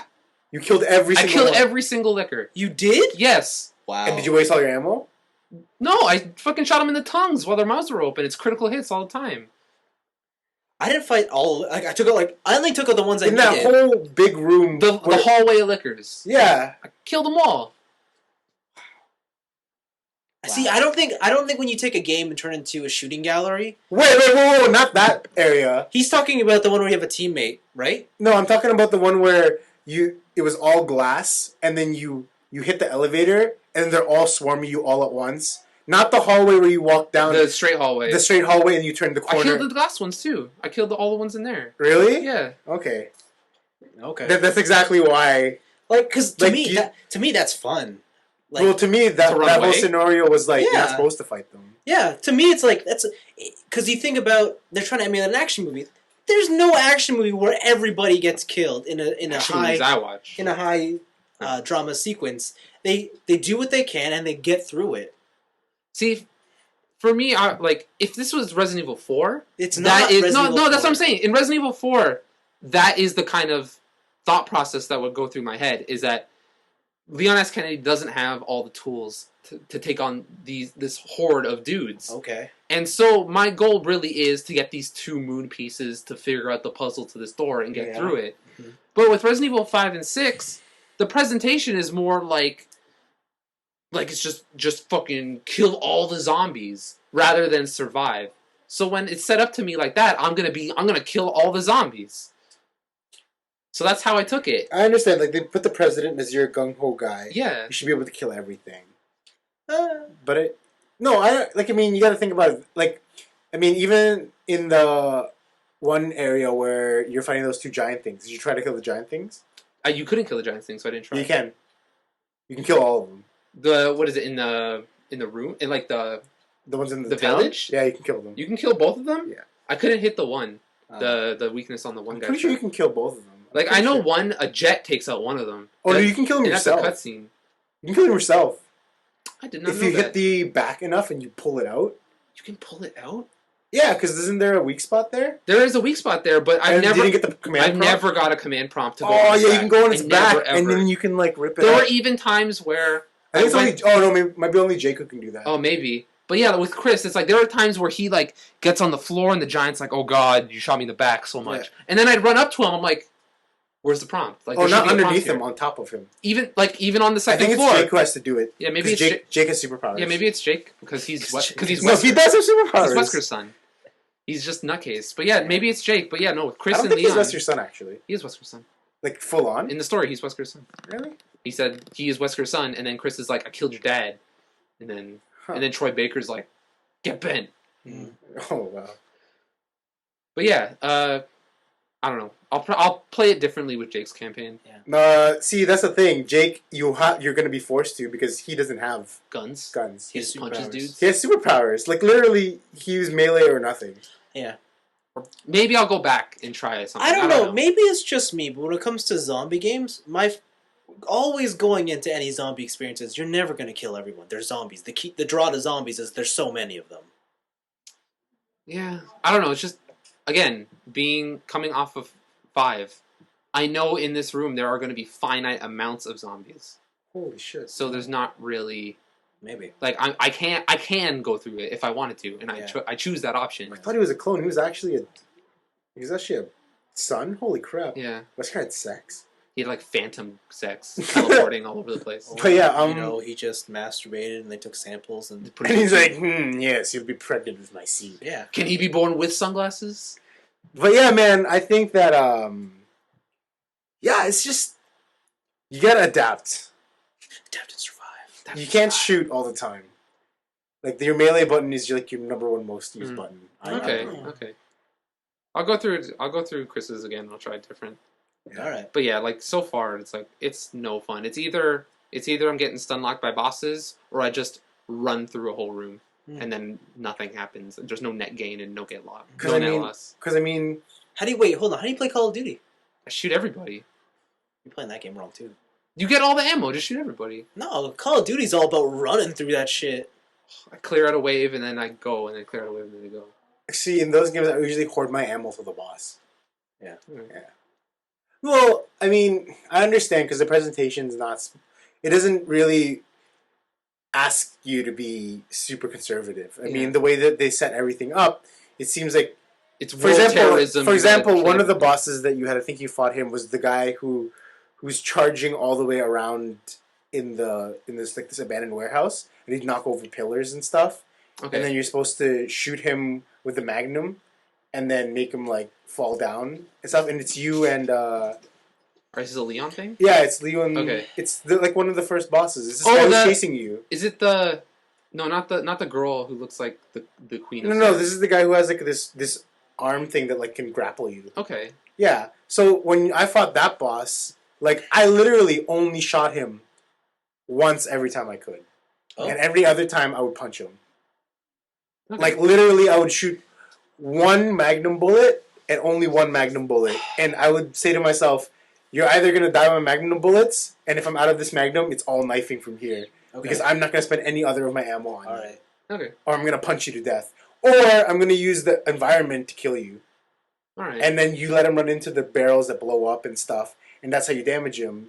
Because I found, the first time I fought him, I ran out of ammo because I used all my ammo. Like literally all of it. Yeah. I used my magnum, I used my machine gun, I used my handgun. And then you go running around for the boxes. But then you realize, it's like, wait, there's explosive things here.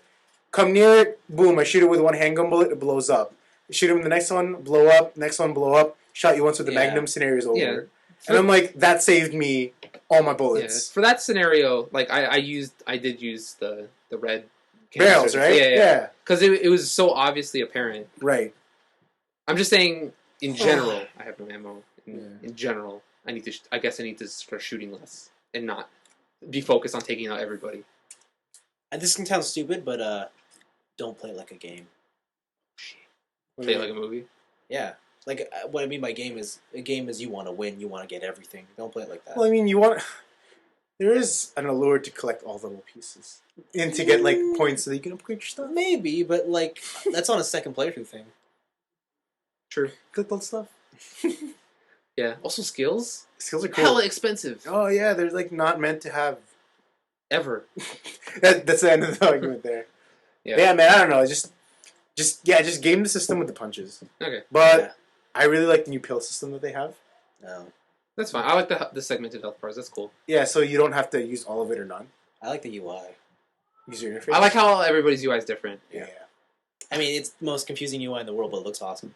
It's fucking... I love the health, too, because it just reminds me of Tic Tacs. Yeah, no. It does.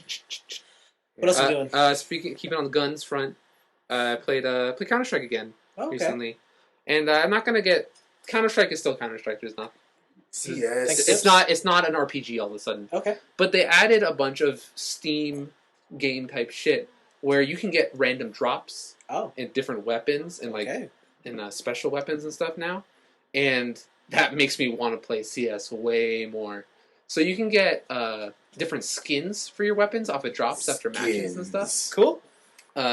And also you can get different types of weapons. So when I logged in for the first time, it gave me a silenced M4 for the Counter-Strike team. Yeah. Or for the Counter-Terrorist team. And a silenced UPS pistol. Mm-hmm. And so before, like, when this came out, Global Offensive came out, a lot of people were like, why can't I silence my Counter-Strike gun? This is kind of dumb.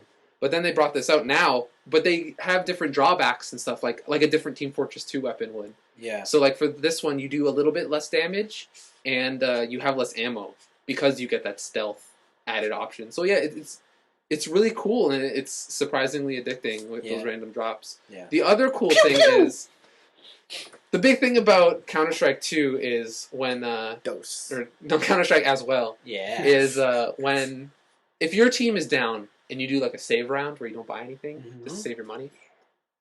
If you kill a dude with a big weapon, you pick up that weapon. It's yours, right?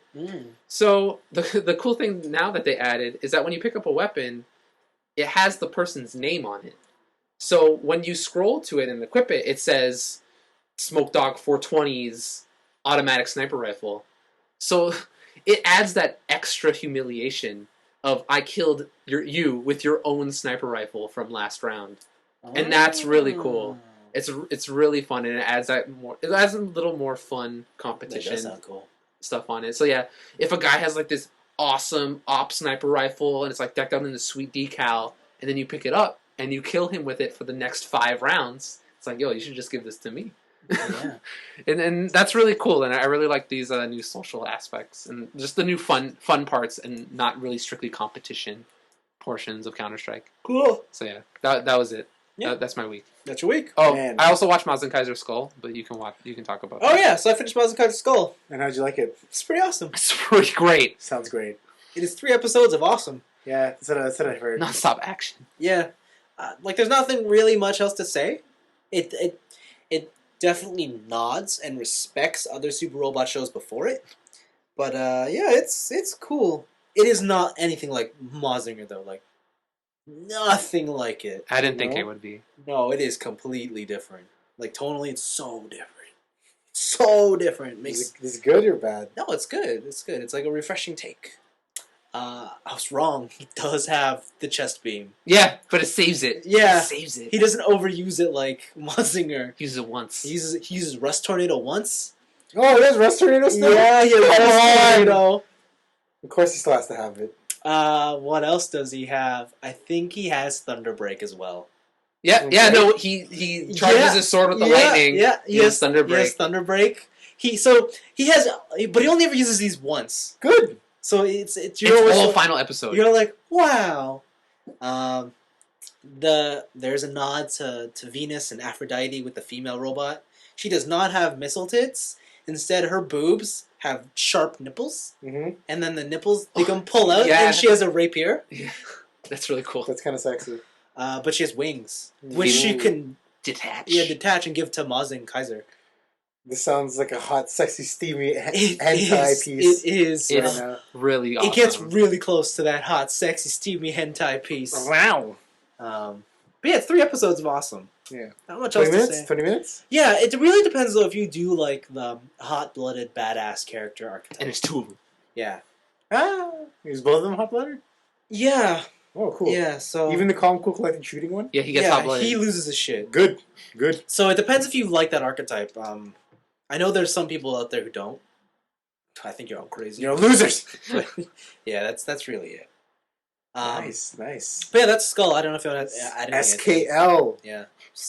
Skull. The clever uses of rocket punches. Love it. Yeah. Just a lot of getting shit. Yeah. It's like, this is not just an attack, this is a useful, handy-dandy tool To grab to shit. grab stuff. Also, there is a smaller nod. You know how when they need Mazinger and stuff, they call him like The pool opens? the pool opens, right? Yeah. So in Maz and Kaiser, they don't have a pool. Okay. So they don't explain this, but he just fucking comes out of like mountains. Yeah, he comes out of the earth. Yeah, like He the earth opens up the separates. earth. Oh, And then good he for him. rises up. Good Yeah, for him. and it's like, when did you put him in there? And Who cares, right? yeah, That's always my favorite super robot shows where they come out from normal places. yeah, Like in Gagagar, the train's racing the Shinkansen. yeah, Something yeah. like that. That's awesome. and then it flies, and you're like, Woo! Well, I guess you beat me. Oh, geez. yeah, that's true. Yeah, I guess there's an infinite amount of things times 2, though. yeah. Well, like, that's the Read about it. Power Rangers too, right? Like, Yeah. Sentai does that. What else did I do this week? I bought the second volume of Infinity. Is it as chunky? No, it's not, Hmm. but it's also cheaper. It's $2.99 versus the $4.99. I didn't read it yet. Oh, okay. Wow. All right. Like, I Very bought it, and informative. I came home, and I was like, I'm gonna read this. And then I went for a bike ride, and then You don't read. and then I fell asleep, and then it just has been sitting somewhere. I'm gonna read it. Don't worry. I just feel like I have a month till Volume 3 comes out, so Sure. I'll spread it out. Whatever. All of them are going to come out and you'll be like, I didn't read past one. Yeah, but then I think that's it for my week. So all I have left No. now is Chogokin story time. Yeah, there you go. I was like, oh, okay, there's still this. What? It says here it's Chogokin story time. Okay. That's all I came for. You only came for the Chogokin story time? Okay, so I'm gonna need my box of my goodies to demonstrate Chogokin Your story goodies. time. Yeah. So, what do you call it? Can I take a guess of what happened? They gave you 2 of the same toy for free. No. Oh, No, that should be no. awesome. This is Chogokin story time. Okay, I'm saying this is a history lesson. so it is. Okay. So in 2005, whatever, Okay. Bandai made the Soul Chogokin toy line that we all know as the king of die-cast super robot toy lines. Okay? Sure. They make the big stuff. They have the transforming gimmicks. They have rocket firing features. Whatever. All right. 2009 hit. Yeah. World hit global recession. Right, Ooh. economy's down. Ooh. They found out that people were not buying these giant Soul Chogokins because the minimum asking price was like $100 or more. Okay. So what they did is said, we're gonna need to focus. We're Yeah. gonna downsize and focus. We're gonna downsize the toys. We're gonna focus so that they lose their transformation gimmicks. They lose any other sort of play features, and instead extreme posability and looks really nice. Okay. And that's when they came out with the Super Robot Chogokin line Okay. in 2010. And we all know that one of my favorites is Shin Mazinger. Okay? Yeah, right. So he's cool. This one actually came out in 2012. But a combination of my anal retentiveness and collecting habits have led me to also buy another version of him because I have this thing where whenever a toy line comes out, I want to have the one that says 01 on it, like the first release. Oh, the like first, my NES. Like the first release, like what was the first thing to come out of this toy line? And as you can probably guess, this is Bandai. What is their first release that they put out with everything? Power Rangers. Mazinger Z? It is Mazinger Z. So I have the first release, Mazinger Z. Oh my god! He comes with the Daishan Rocket Punch? Yeah, so this one doesn't really... Oh my Jesus! Yeah. So Mazinger Z, this toy is fantastic. It came out in 2010, good amounts of diecast. It is cheap. This thing cost me $20. To put it in context, that is cheaper than all my SH Figure Power Rangers. That is like $20 cheaper than Sailor Moon. Yeah. And it's a better overall product. He comes with his sword. He comes with the upgraded Big Bang Punch. He does have a sword. Just be careful with their heads because the piler does remove. Oh, I see that. But you can tell, these two toys that I've already mentioned here are 2 years apart, and there have been... It's fun to see the evolution that the toys have brought to the table. For example, Shin Mazinger has tighter joints. He has a different shoulder construction, and he doesn't look quite as retro. Now, of course, you can't just get Mazinger Z, because Mazinger Z on his own is just... It just doesn't feel right. So I had to get the second release. And the second release is his best friend, Great Mazinger. And he has the Thunder Break finger! He also comes with 2 Thunder Break effect parts. One for his finger and one for his sword. Oh my god! What? And he comes with a Scrander. Okay? Great Mazinger is just as good as regular Mazinger Z. The only thing I don't like about him is he's small. I wish he were bigger. Because I'm pretty sure Mazinger's supposed to be a little bit bigger. But, so where am I going with all this? You like Mazinger? I do like Mazinger, but the thing is, these two, over the course of 2.5 years, these toys have come out, but you can see that there's been steady evolution, but nothing really has changed between them. They're all sort of the same sort of expectations with these toys, right? And that's been a problem with toy collectors who love the Chogokin toy line, because they think, well, how come you're not upgrading these more so that they have bigger sizes or more gimmicks to them or whatnot? And the thing is, Bandai has stated, well, we can't really do that or else we're defeating the purpose of why we made this toy line in the first place. If we made them more increased size, we increased cost, we increased everything, and that's defeating the purpose of this more focused budget toy line. To get his sword in, you actually have to jam it, like wedge it in there. Jam it. Yeah. Jam But, it. yeah. So people kind of accepted that, and higher-end collectors have kind of ignored this toy line because they're like, well, if you're not going to upgrade, what's the point?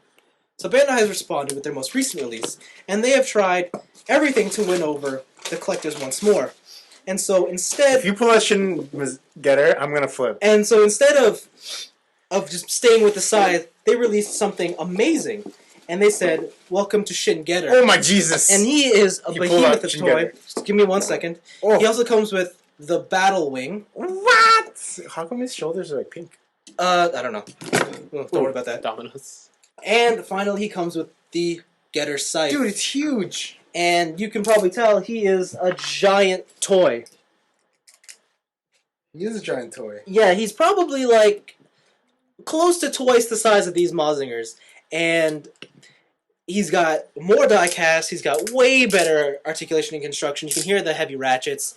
And that is heavy. He is a beast of a toy. Now, the thing is, where these Mazingers cost anywhere between $25 and $35, Shin Getter is $70. Oh, bro, jeez. And for a lot of people, that's like, well, is that really too much to ask for? And it kind of is, because it does kind of lose the focus of, well, what happened to being a budgeted toy line that's focused? This is quality. But you look at this and you think to yourself, God, this toy is fucking amazing. And so that leaves Bandai in sort of a conundrum, like, where do we continue with this toy line? Like, do we continue making the budget toy line even more expensive and bring it closer to our top-end toy lines, or do we retract back? And it looks like what they're doing is they're going all out and they're going, no, okay, if collectors really want the top-end stuff, that's what we're making. So that's why their next release is Mazin Kaiser. He's expected to be the same size as Shin Getter. And then, of course, Genesik Galgai Gar that I talked about a couple weeks ago, who's expected to be even bigger. I want that. And I'm really excited to see where this toy line's going. $70 is expensive, and it's expensive because you look at the Solo Chogokin toy line, and like $70 Solo Chogokin, you get like a display stand and even more accessories and stuff. Holy smokes! And these you don't. So I don't know. What I will say is, long and short of it is, I really like Shin Getter 1. Yeah, I can see that. He's fucking cool. And yeah. And it's fun to have these two original Mazingers. A part of me kind of wants to get Grendizer just to complete the original 3. The whole friggin' space opera. Yeah, like Jesus. a part of me wants to complete that. That would slay me. Yeah, because I saw Grendizer, but Grendizer, like, How much is he? he's not really cheap. He's like $50 because he just came out, and like no place is discounting him yet. So. There's no old getter. No. The big fat one? No, because the thing with Getter is that he's always mistaken for a Go-Nagai thing. Yeah. But we all know he's not. And Go-Nagai and Bandai are kind of like hand in hand with each other. Yeah. You just pulled out his arm. That's bad. No, that's fine. He actually has effect parts for rocket punches Ha! that you stick him on. So Cute. Oh, that's that one. Cute. yeah, Cute. so But I mean, like, if you collect that and Grendizer, you can make the whole Final Dynamic Special team. I know. I know. It's always them four. So like yeah, like the thing with these two Mazingers is like I always wanted them, but I never wanted them enough to buy them until I saw them for like super cheap. So these weren't this cheap before? No, like they came out at $35 and $45, but I wait till they went to like $20 and $25. Shin Getter's cool. So Shin Getter is very cool. The only thing I don't like about Shin Getter is actually his eyes. Yeah, they don't. Yeah. They're really flat. Like I wish they had more depth to them. Aren't they just stickers? No, they're not stickers. They're painted on, but it's just I thought they were stickers. no. That's the problem. They look like stickers, right? I don't like that. Shin Getter. But yeah, so Getter's cool. Getter, I wish he came with a bit more accessories. Like he doesn't come with the Getter Tomahawk. He doesn't come with effect parts for his Getter Beam. Tomahawk. So, but yeah, that is my short Chogokin story time. Jesus. I hope you guys like diecast as much as I do. I do. Listeners, if you were here, you would probably like the diecast as much as all of us. Oh man, I didn't realize how weird his arms are. Shin Getter. Yeah, he does have weird arms. He has weird arms. He has huge shoulder pads. Whoa, that posability on that neck. So yeah, so the thing what they tried to do with this is in the OVA, Shin Getter's known to do some crazy moves with his animation style. So they've taken the posability so much so that he kind of dislocates every section of his body. Like if you want, you could pull out his feet so that they can come out further. Like you pull down on his toe. Oh shit. You know, Crazy. his torso he can completely bend over, but it creates gaps everywhere else. Yeah, you're right. His arm has like 4 joints in it for no apparent reason. But yeah, Shin Getter's a badass. And then I bought another Trident stage so I can have them all displayed together.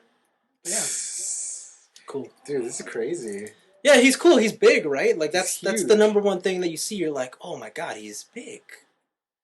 He is huge. Yeah, but yeah, that's Chogokin story time. Hope you guys enjoyed. And Oh my God. that's really it. I have to say, that's been my week. Is this the end of the show?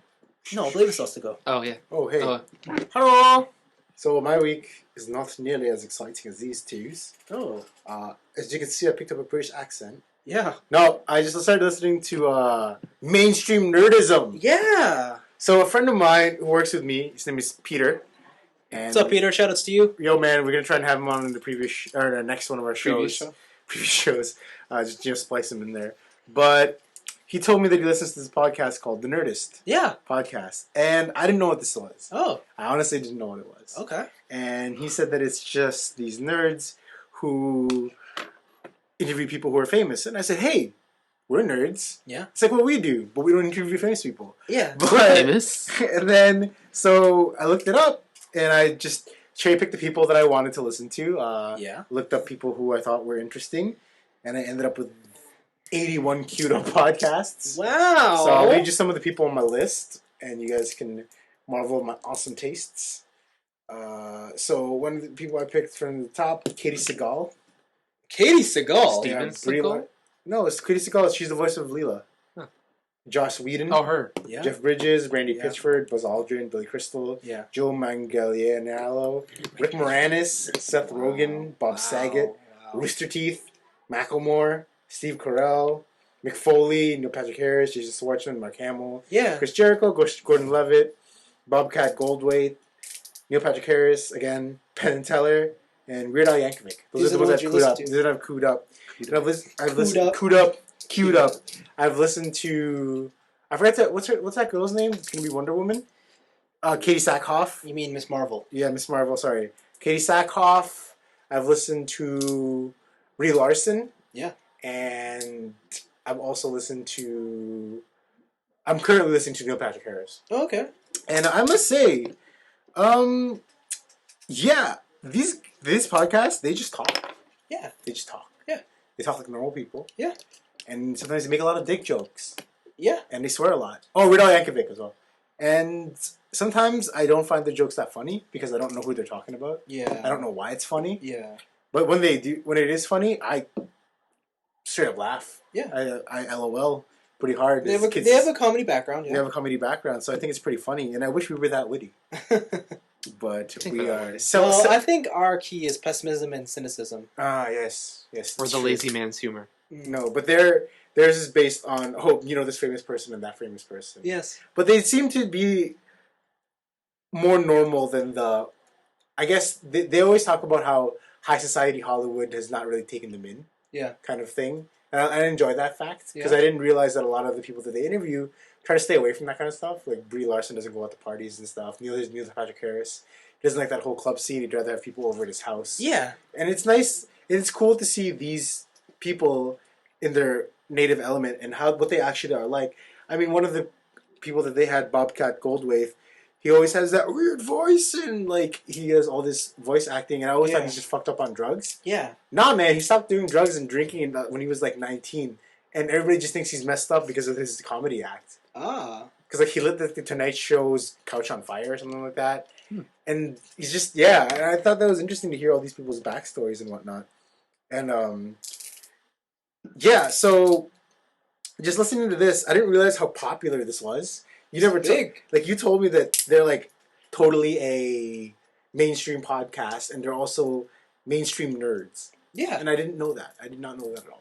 Yeah, I don't say that with any sort of disdain. Yeah, I just mean that they're one of the first outlets you go to when someone who's watching, say, The Walking Dead, and they want to hear discussions on it. This is where they go to first. And it's interesting because they have a lot of sponsorships. Yeah, and apparently the guy's a millionaire.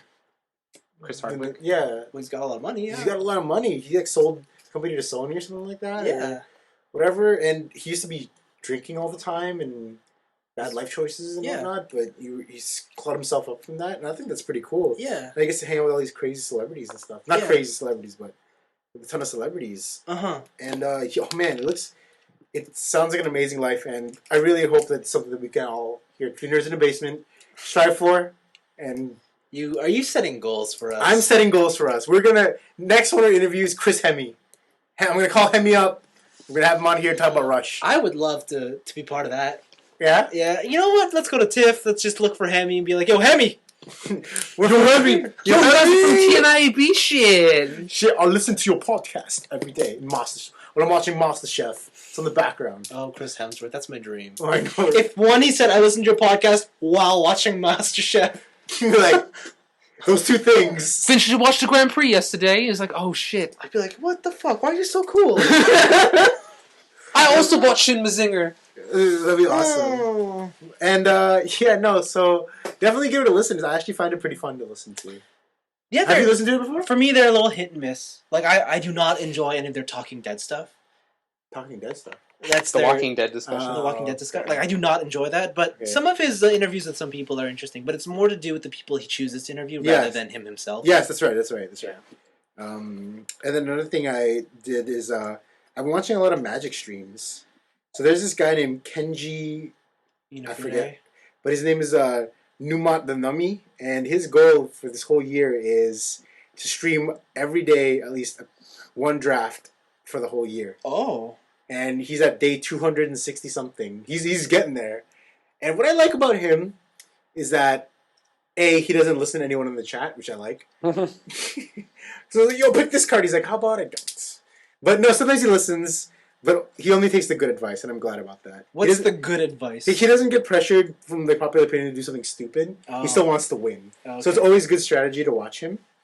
Yeah, watch him. Numatanami, it's good. He also has funny catchphrases, which I like. Okay. He says game. All right. He's about to win. He's like, oh, game! And he just goes for the win. Put that on a t-shirt. Huh? Put that on a t-shirt. This is what he's doing. That's actually... He also doesn't wear a t-shirt. And just recently he was part of the Community Cup in Magic, where they take a bunch of people who... Wizards takes a bunch of people who they know has done a lot for the Magic community. Yeah. And they pit them against the Wizards team from research and development. They go head-to-head. Oh, wow. In like a bunch of different drafts and stuff. Yeah. And he was part of that team. And the community won this year. So that's cool. Wow. I think the past 2 years, Wizards has won. But, yeah, no. And the big thing that I like about him is that he gets drunk on stream. Yeah. And if he's like, if I get 10 more subscribers, I'm gonna drink another shot. And he does! And he gets super wasted and he drafts drunk. And it's so funny. Is this the person that you asked me how much it is to subscribe? Yes. Oh, okay. But it's $4.99 a month to subscribe. Whoa. But I think he's trying to make it his full-time job now. He's quitting his job, and he's going to be streaming 6 hours a day. That's passion, but how far can that take you? I don't know. I don't even know if he goes infinite online either. Because if he doesn't, that sucks. That's a lot of money. Yeah. But I hope that he goes infinite. But he wins a lot, so... And he also punts. I learned about ghosting. Punting is doing something terrible, and you lose because you made a mistake. And ghosting is when someone's watching your stream, and they play against you, and they know what cards you have. Yeah. So it's pretty funny. So I put a delay on that shit, son. That's why he does put a delay on it. It's pretty cool. But yeah, no, I'm really enjoying that. So you guys should watch him too. Numat the Nummy. He's a great guy. Really fun to listen to. And he's a good Magic player. Okay. So yeah, Nerdist podcasts and Magic streams. Cool. I'm playing a lot of Magic. Not doing so hot in the record boards. Wow. But you can go infinite. But can't win them all. Yeah, I'm gonna try and win a lot for Theros. The new set coming out. So I can be the next champion, Hamilton, Ontario, Canada. Cool. Mm-hmm. Sweet. That's your week? Yeah, that's my week. All right. Well, before we end, before we started recording... No! I posed the question to these gentlemen. Yes. If they could take two beautiful women, two beautiful celebrity women. Yeah. Or not necessarily the biggest celebrities, but, you know, people that are recognizable. Yeah. Mash them together to create your perfect woman. Who would they be? Kate Upton, Shay Mitchell. Whoa, Shay Mitchell is up there with Kate Upton for you. Yes. You know, wow. I am... It would make a plus-sized, dark-skinned, blonde, big-boobed amalgam of things. Weird. Wow, that's... that's not it, but yeah. I just... okay. Yeah, or the next pick was Katy Perry and Zooey Deschanel. So you could have the same girl? Safe pick. Yeah. Is that really your pick? No, that's not my pick. It's Shay Mitchell or someone else. But keep going. You go next. That was my pick. Shay Mitchell? No, Zooey Deschanel and Katy Perry. No way! Because I couldn't think of anything to mix together. Why didn't you do your Uma Thurman? Oh God, Phoebe. Lisa Kudrow? No, because you can't have both of them. They're both unique in their own way, and if they're together, that's too unique. I mean, too ago. Too unique. Oh, ago. It's too unique. Okay. It's like Hillary Duff's sister. It's like she's fine on her own, but. All right then. So you're gonna pick Katy Perry, Zooey Deschanel? I'm gonna pick the two same people, and then they make the same person. Hey, that's fine. I mean, okay, I'm gonna pick Shay Mitchell and Kate Upton. The fuller body of Kate Upton on the face and color and face of Shay Mitchell. Interesting. Yeah. I'm trying to picture that. Hold on. And it hurts. It's also Shay Mitchell plus like Salma Hayek. You really like Shay Mitchell? I like her a lot. She's very pretty. Wow. She's a very pretty girl. Wow, that's. I would have never guessed. Yeah. We know my feelings on Shay Mitchell. I know your feelings. You love it? No, man. She's part Filipino. Spider sense is tingling. I can't be there. Okay. All right, what is yours? Go. I actually didn't think about the question. Okay, sweet. Ooh. End the podcast. All right, then. That is the end of the show. Thanks for listening. Shay Mitchell, call me. I'll see you guys next week. It's way too long. Way too long.